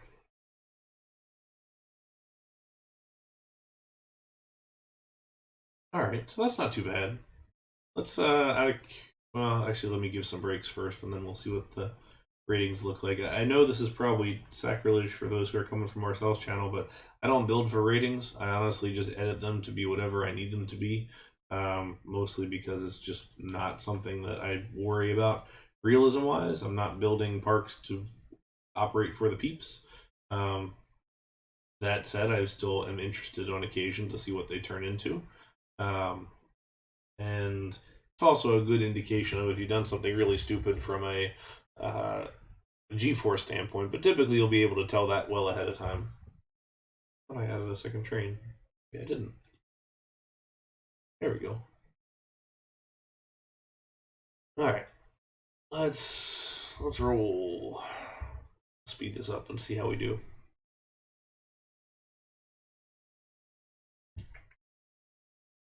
Too bad. Pretty janky for sure.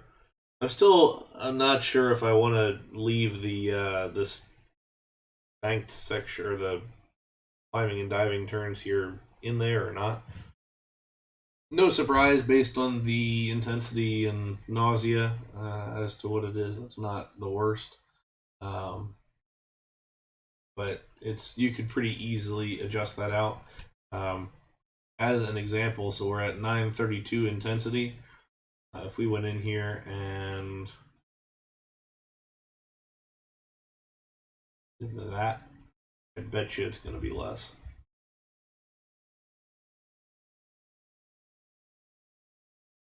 Let's take a look.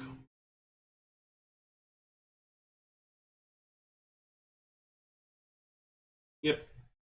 Not a whole lot better, to be honest, but it's could be worse. So annoyingly, they don't have the banked drops on these, which I just don't understand why we have some coasters that do and some coasters that don't in RCT. It just makes no sense.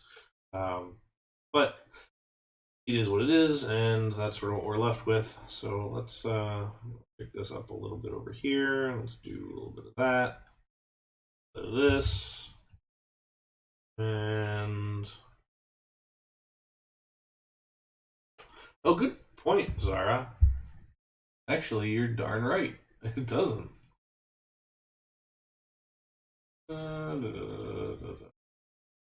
I totally forgot about that. Alright, let's be a pretty intense Ferris wheel if it's got a 23 intensity. How'd you manage that? Alright. Let's call that.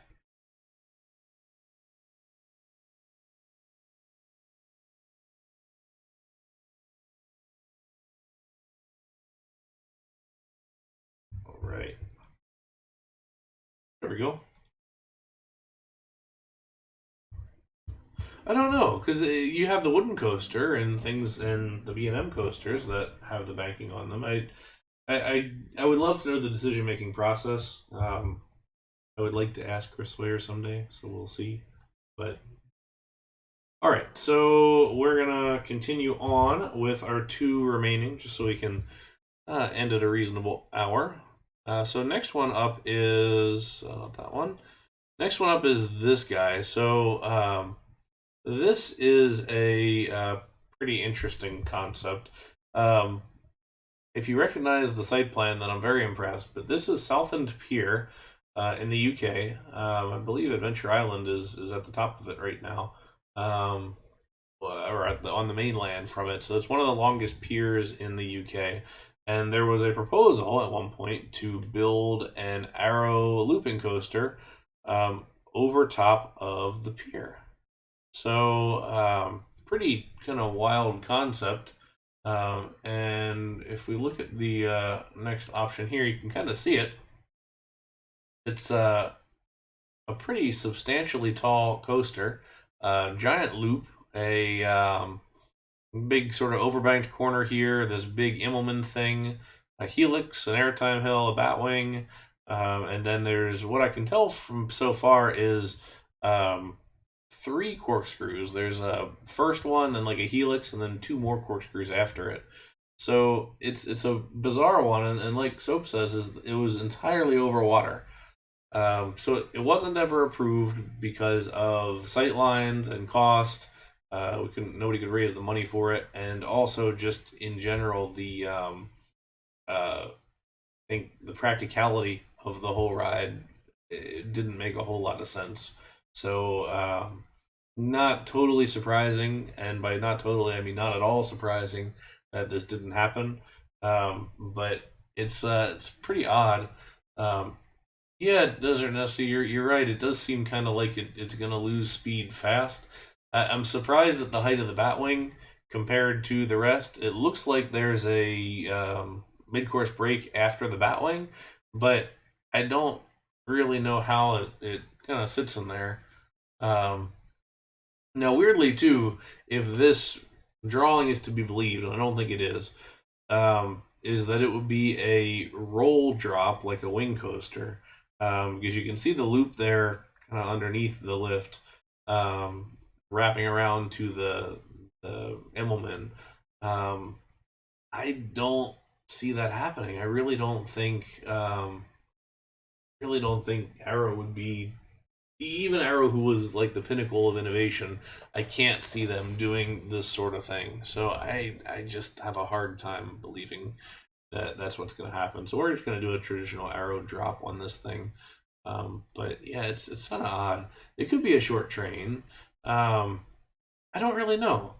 We'll I guess we're gonna see how it lands because I'm gonna go ahead and put the big loop in there and see what happens to it. So let's start with we're actually gonna build this out of the twister coaster and then we can change it over later. Then I can do all my inversions and everything. All right. So let's go ahead and do this guy, and then we want to say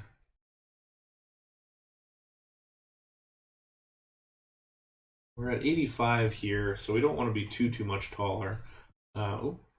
We could be 105 seems reasonable.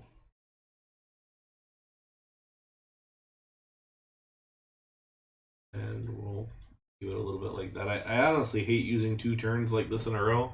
I think it looks bad, and I just don't think it's a good look overall. But nonetheless, it's probably the best thing that we've got right now. So let's stick with that. Okay, so next up we're gonna do this overbanked corner, which again can't do. So we'll just stick with something like this. And kind of leave it there.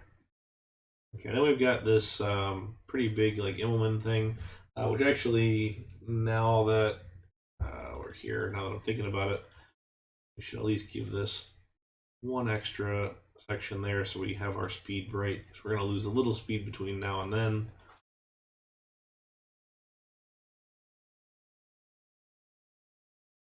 Yeah, it does kind of remind me of the Haunted Harbor coaster. It's very nostalgic. It's just not a good look from a realism standpoint. It's just not, doesn't do it for me. Actually, same with this kind of element. I don't like using this element at all in the game. It's just not my thing. But it's okay. Oh, we didn't drop this down. Over the place. All right. We'll go flat. All right. So now we're down. Let's give it 1 or 2 straight bits here. To get us away a little bit. Okay, we don't have a big corkscrew, so we're gonna deal with that. We are gonna figure out how to drop this down in some form or another. Yeah, I mean, it's unfortunately this game is a constant just do the best you can sort of thing. So the Helix stays up relatively low actually. So what we might do is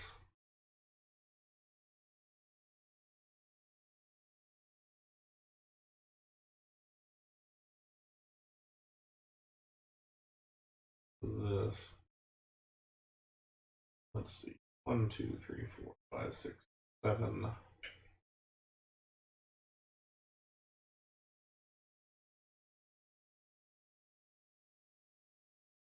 There's no way that was going to do it. Ah, shoot. Oh, it's an arrow, so we can be janky. Let's be janky. Okay. We're going from 85. Actually, let's put a station in here so we can do some speed checks. So we're gonna stick with corkscrew trains. Blah, blah, blah, blah, blah. Here we are. Standard arrow corkscrew is 7, so we'll stick with that. We could go 6 if we wanted to, and if our speed is an issue, as was pointed out about overall heights, we could even go down to 5, which would not be my favorite, but it might be the best we can do. Okay, so that airtime hill is pretty much, I like that. I think actually this guy kind of dropped down again. And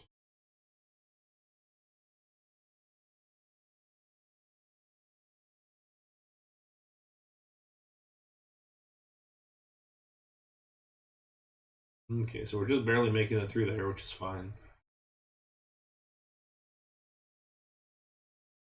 We're actually doing pretty well over top of that, which is not kind of what I wanted to see.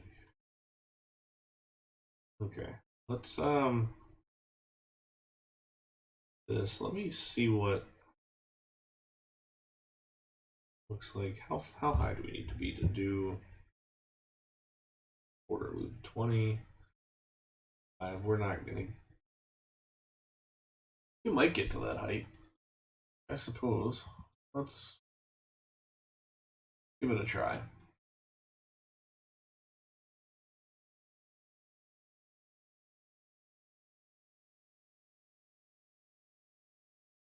Problem is I don't really want to go this high because the real one is tiny. We can't do that. The real one is tiny, or at least the proposed one is tiny. So let's.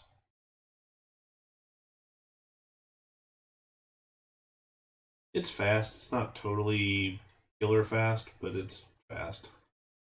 Let's leave it at that. Okay, we'll widen the thing out a little bit.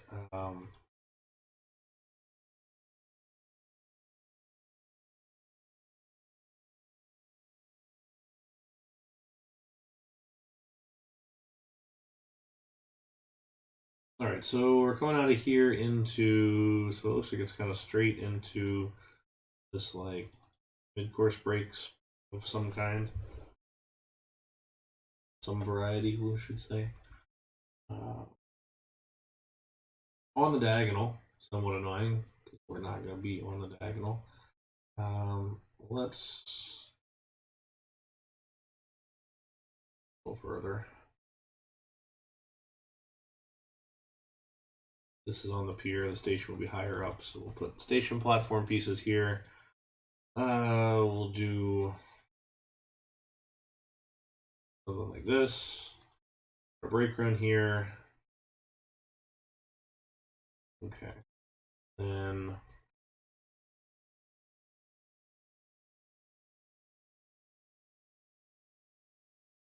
there's a part of me that wants to do the little unbanked or unbanked to banked drop, but I don't think we're going to do that.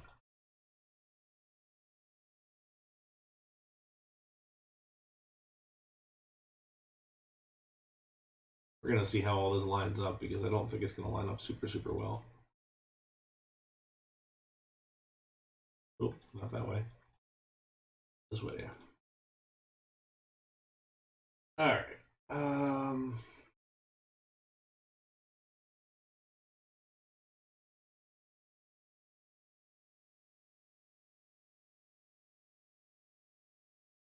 Okay. We still fit, just barely. I think the game would probably say no, but alright. So this turn almost kind of wraps around and goes through over top of this middle part.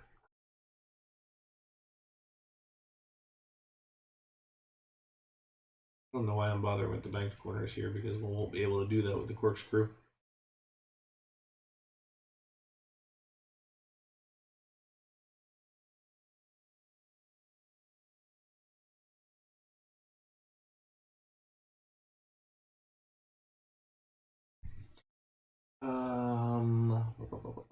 What do I want to do? It's sort of a big helix that wraps around the whole thing, and it's tighter than I would have expected.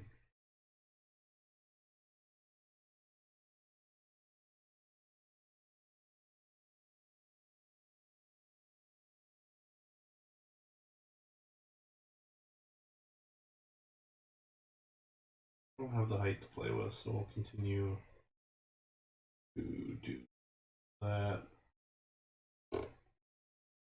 This is where we get stuck. As we still want to get that extra corkscrew in there, which seems to go in the opposite direction, which helps us. Just don't quite know where it's going to land. And this height works, it's just more than... you know what, we're going to just deal with it.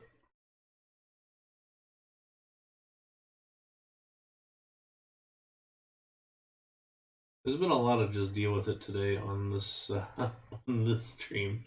I honestly really hate building these. It's been a challenge at best, which is a good thing. It's good to have a challenge, but it's been frustrating, to say the least, to get a good layout on these sorts of things, especially when we're trying to do kind of sort of recreations. Like, we know it's not really, but it's close enough.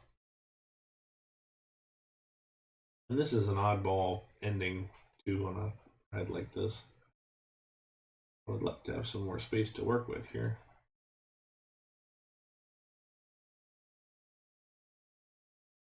Let's see what we're at, 45. We can make that work.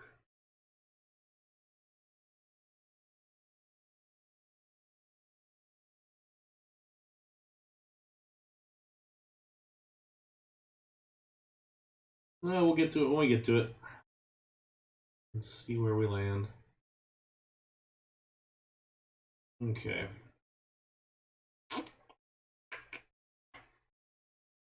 Well, shoot. Kind of almost, now that we've got this figured out, I want to just work the rest of that in. Okay, let's...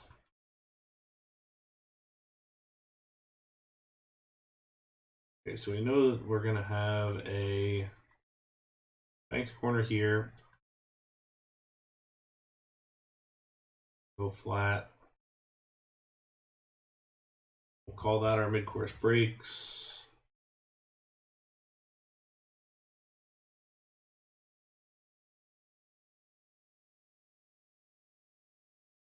Drop down into this.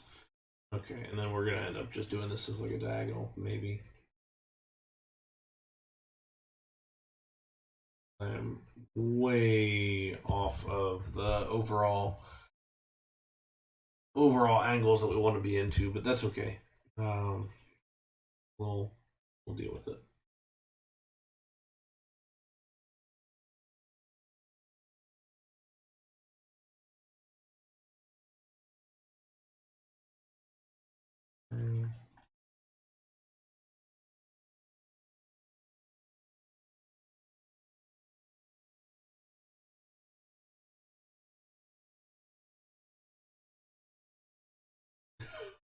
Thank you.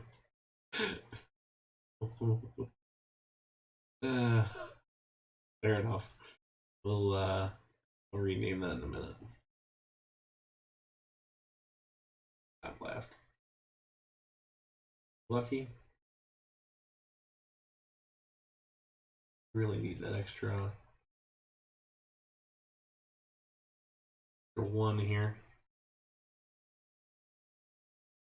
We don't want to be on the ground. I know it was on the ground over here, but we're gonna ignore that one because it's late into the stream. All right. And then go.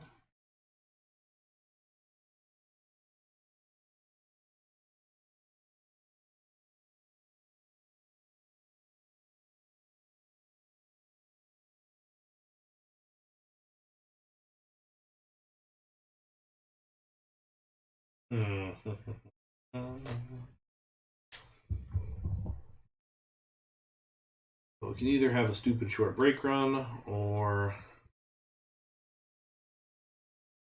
move the whole thing. And we're going to do a stupid short brake run.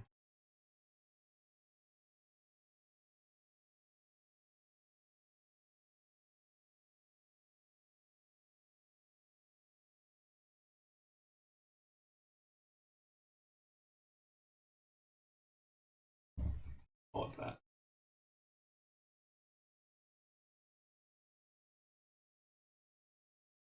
I know we can better than that. Okay. So we'll leave it there for now. Okay.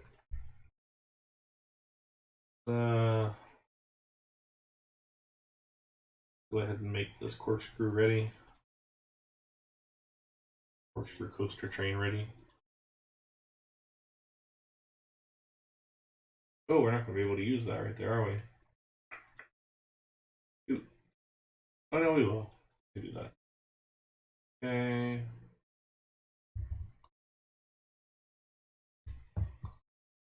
I'll just have to put back these couple of sections.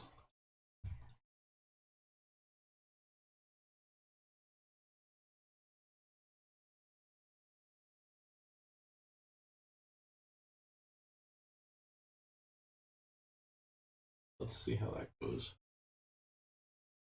All right, yeah, not bad. All right, let's take our coaster train. Anybody want to suggest colors for this one?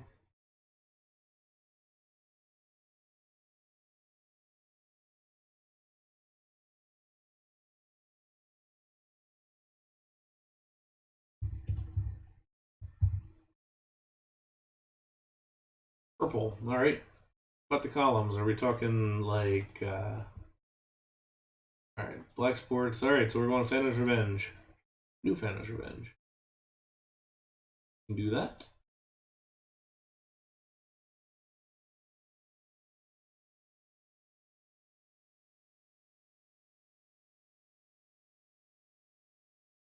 I will admit I voted for the the green, but or the teal, I guess it is. But I'm not at all upset with the other. Oh shoot! Well, that's embarrassing.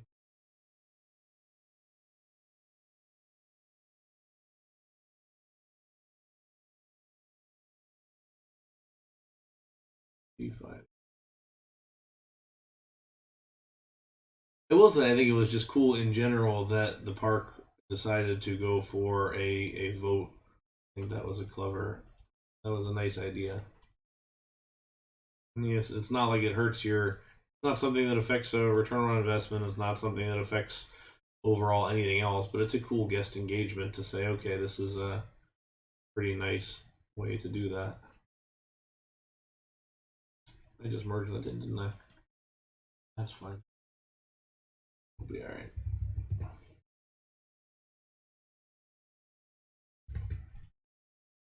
As long as it runs.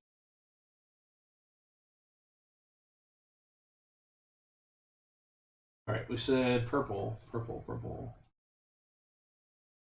You want the dark or the lighter? I kind of like the look of the dark, but that sort of classy look to it. That old school freight mare feel, doesn't it?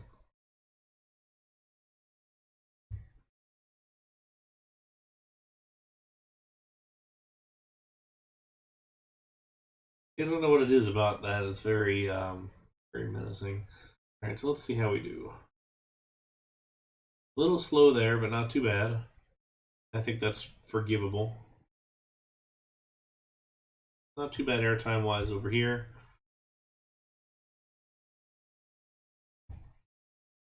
That'll be our block break. Although to be honest, it's managed to lose speed well enough that I don't think any of these are too fast. That last double cork is a little faster than I would have liked it, but not totally awful. All right, number 8. What did you name it? Jigsaw this Canadian. Not this one.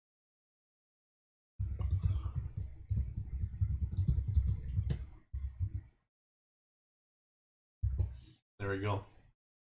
All right. Number 8 is gone.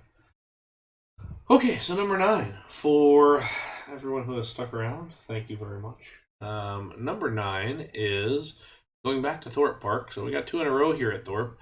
And today we are looking at the launch coaster. This is a B&M launch coaster that eventually became the Colossus.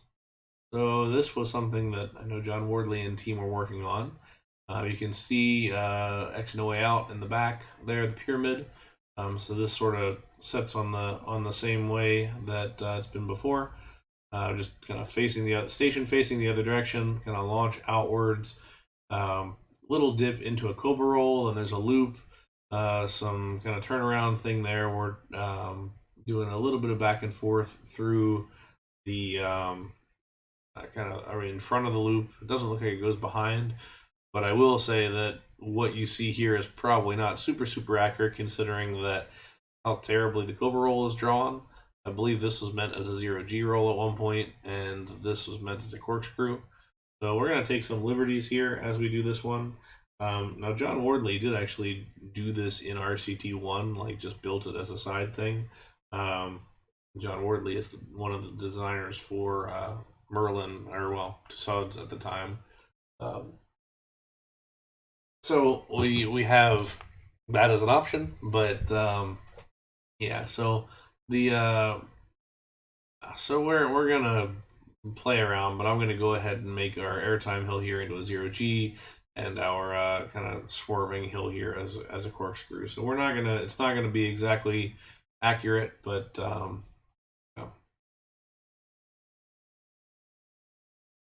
yeah, that is a good question, Soap. I mean, the Colossus is certainly iconic for the park, but it also is not a great coaster, or at least based on the one that I rode in China, is I don't expect it's going to be ideal. I mean, it's a fine layout. It's just gimmicky. Very gimmicky. All right. So there is actually a tunnel on the launch, which I think is kind of interesting. But we'll go. All right, so we'll stick with this. We're gonna stick with the standard sit-down trains. I'm gonna use a 7-car train probably. I don't know what they would have done back then. It's funny to think that B&M had a launch for as many years as they did before Thunderbolt was, or well, Thunderbird was bought for Holiday World. That's definitely a newish sort of thing, but it hasn't always been new. I mean, B&M's offered a launch for quite a while. I did the same as Colossus. I did the other revision A one. All right, so there is a drop right after here as we come down into it. We're gonna go up into this sort of big cobra roll, and I'm thinking here for a minute as to how I want to go about it, and let's see. I probably want to go to the left. Okay.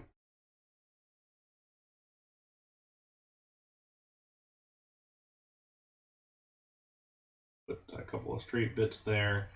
The reason we do straight bits is so that when our half loops are set up, which you always want them leaning outwards, then we don't end up with a weird thing where it looks too close at the bottom.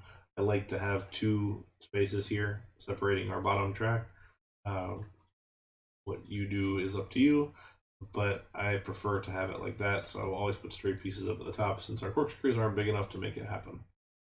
All right.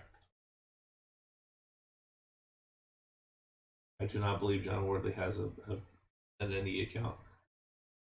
I can ask him, but I don't think he does. All right. Let's turn it around now. We want to do this sort of weird banked turnaround.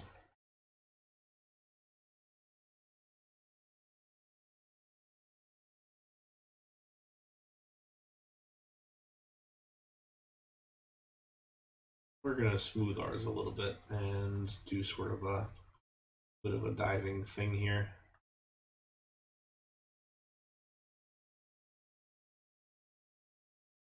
Lift hill a little bit, or the station track a little bit.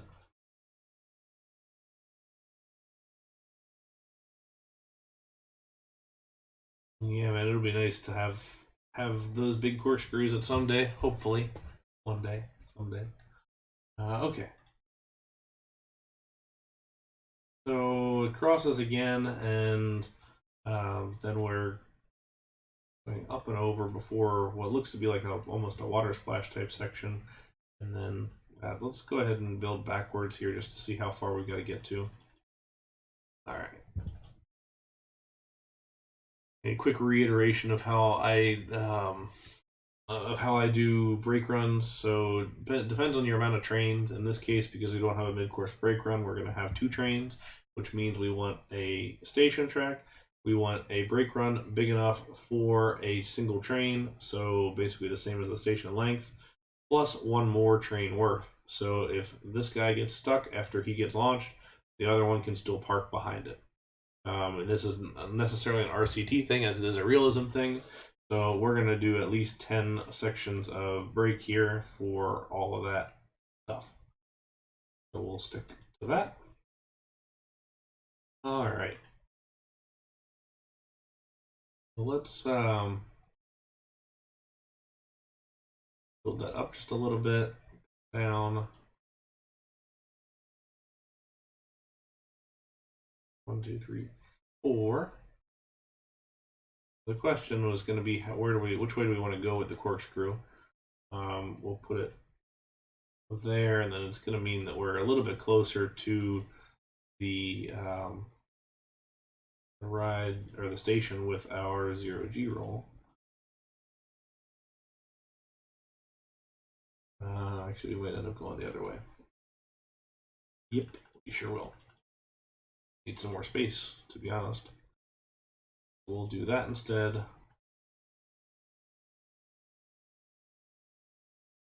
We'll go ahead and extra bank, or go add the additional banking here, smooth that out.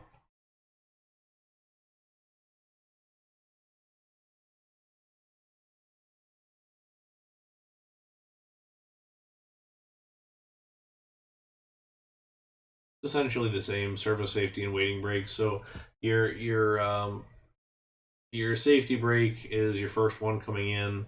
You have your hold brake there, and service sort of halfway in between as far as where that sets up. So you can kind of get away with a mixture of those bits. Okay, so let's go ahead and set this up for our 0G roll. We're gonna have to move this other track, but that's okay. We will move that around to accommodate.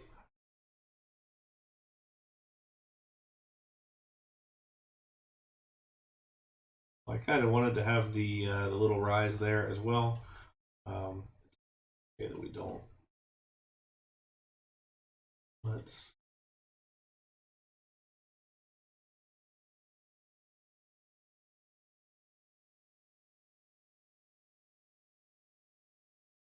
go ahead and turn off the clearance checks again. Okay. We need to get ourselves turned around here. Now this crosses on track here, so we can get up high enough, which we can't. We'll see there. What we might end up doing is just pushing the whole thing outwards just a little bit so we can get across. We only need, it looks like 1. Double check that if that's the case.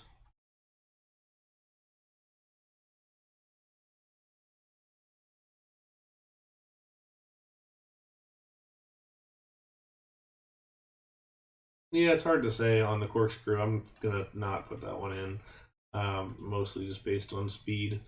So we're stick with this guy instead. Straight up to over, drop 2. I really don't like doing corkscrews like that. It's not a good look in my opinion, but based on the size of the corkscrews where we are, it's just gotta do.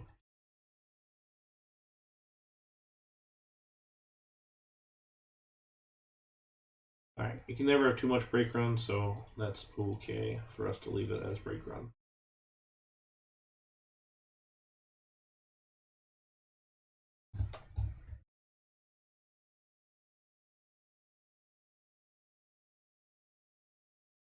Okay.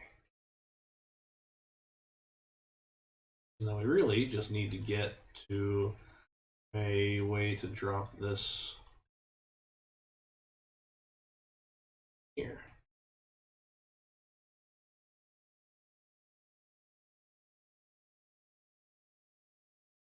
What are we here? 65, and then we'll call this 60.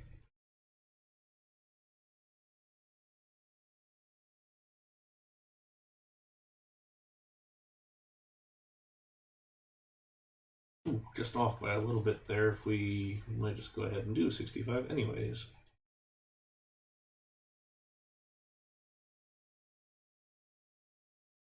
Yeah, there we go.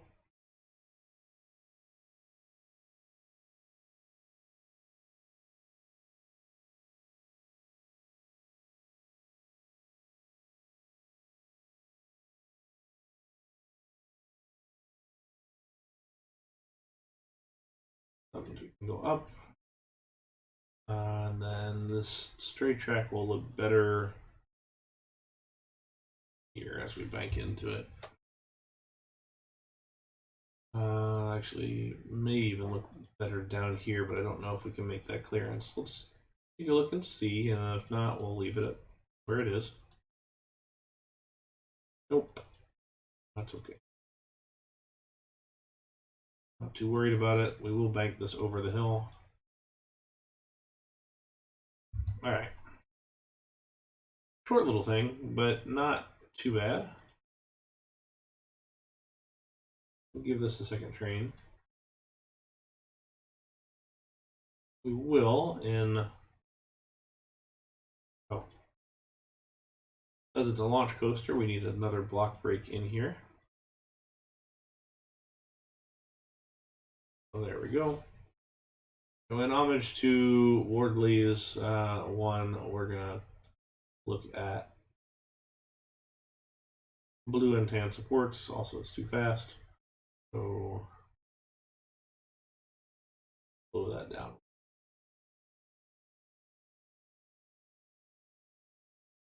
$67. Let's instead go with 54. I'm also going to stop the launch here 2 ahead. We disengage earlier. Let's take a look at our speed. All right, 54. We reached that pretty quickly, actually. All right, a little bit of hang time through the Cobra roll, which is not bad. If we need to go up 1, we can do that. A little bit more hang time in the loop. Running. All right, before it even gets there, I know I will want. We'll just give it a little boost here at the end. All right, that gives us the 4 miles an hour we need. It runs there pretty well for an early 90s B&M. Up the appropriate speed. A little bit of hang time there. 0G roll is good. You want a 0G roll to be fast.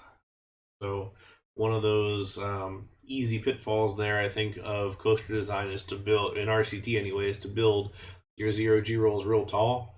But they don't need to be that tall. You want them to be pretty quick. The idea is it's a 0G camelback hill that instead of the camelback remaining the same, it rolls around the whole thing. So it's definitely an option. Yeah, it proposed around the same time that Colossus happened, so it would have been, you know, probably around the 2000 time frame. I say early B&M because they were still kind of sort of getting this type of snappiness into their layouts. So it's still fits a little bit. It was starting to get to that point where some of the layouts were getting a little bit tamer, but thankfully they've returned to the intensity, which is much appreciated. With Fury and Mako and Flying Dinosaur, we're back to the kind of pretty heavy intensity rides. But let's go ahead and call this number 9.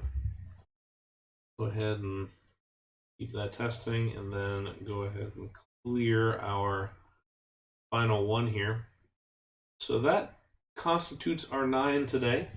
This was an oddball one, I think, because it was not our usual, in the fact that we usually have POVs and we're kind of just doing inspiration by, rather than trying to do a little bit more recreational today, instead of more inspirational, I suppose, where we can kind of do our own thing. We're sort of hemmed in by some things that I would probably say were relatively bad ideas, like some of the stuff on that Port Aventura Aero Coaster. So not necessarily the best as far as that goes. But that said, I think we did a fair shake at some of these. Again, thanks to everyone who stuck around from Marcel's stream. Thank you guys for the raid, of course, and hope you'll come on back and see. You can definitely DM me on Discord about the industry.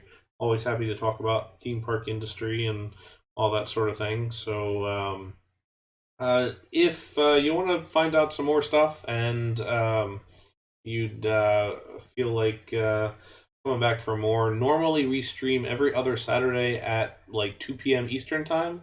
That said, it's a little bit up in the air. I don't stream near as much as I do stuff on YouTube, so my recommendation is go follow the link below in my profile. Follow the link to YouTube and follow there, where I'll post on the communities tab when I go live. Although, now that I think about it, I forgot to do that today. Oops. There's also a Discord channel that we actually just started last week, so that's a good place to jump into if you want to follow along or get updates and things like that.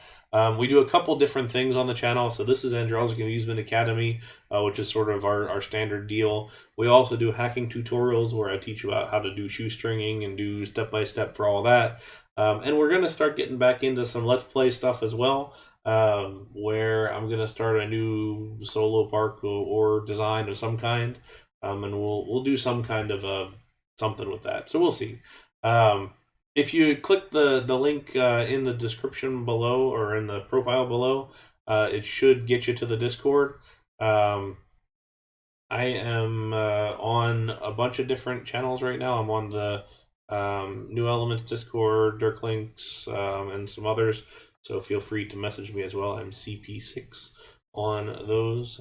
So if you can't find me, definitely just send me a message on YouTube or anywhere, and I'll be sure to help out as well.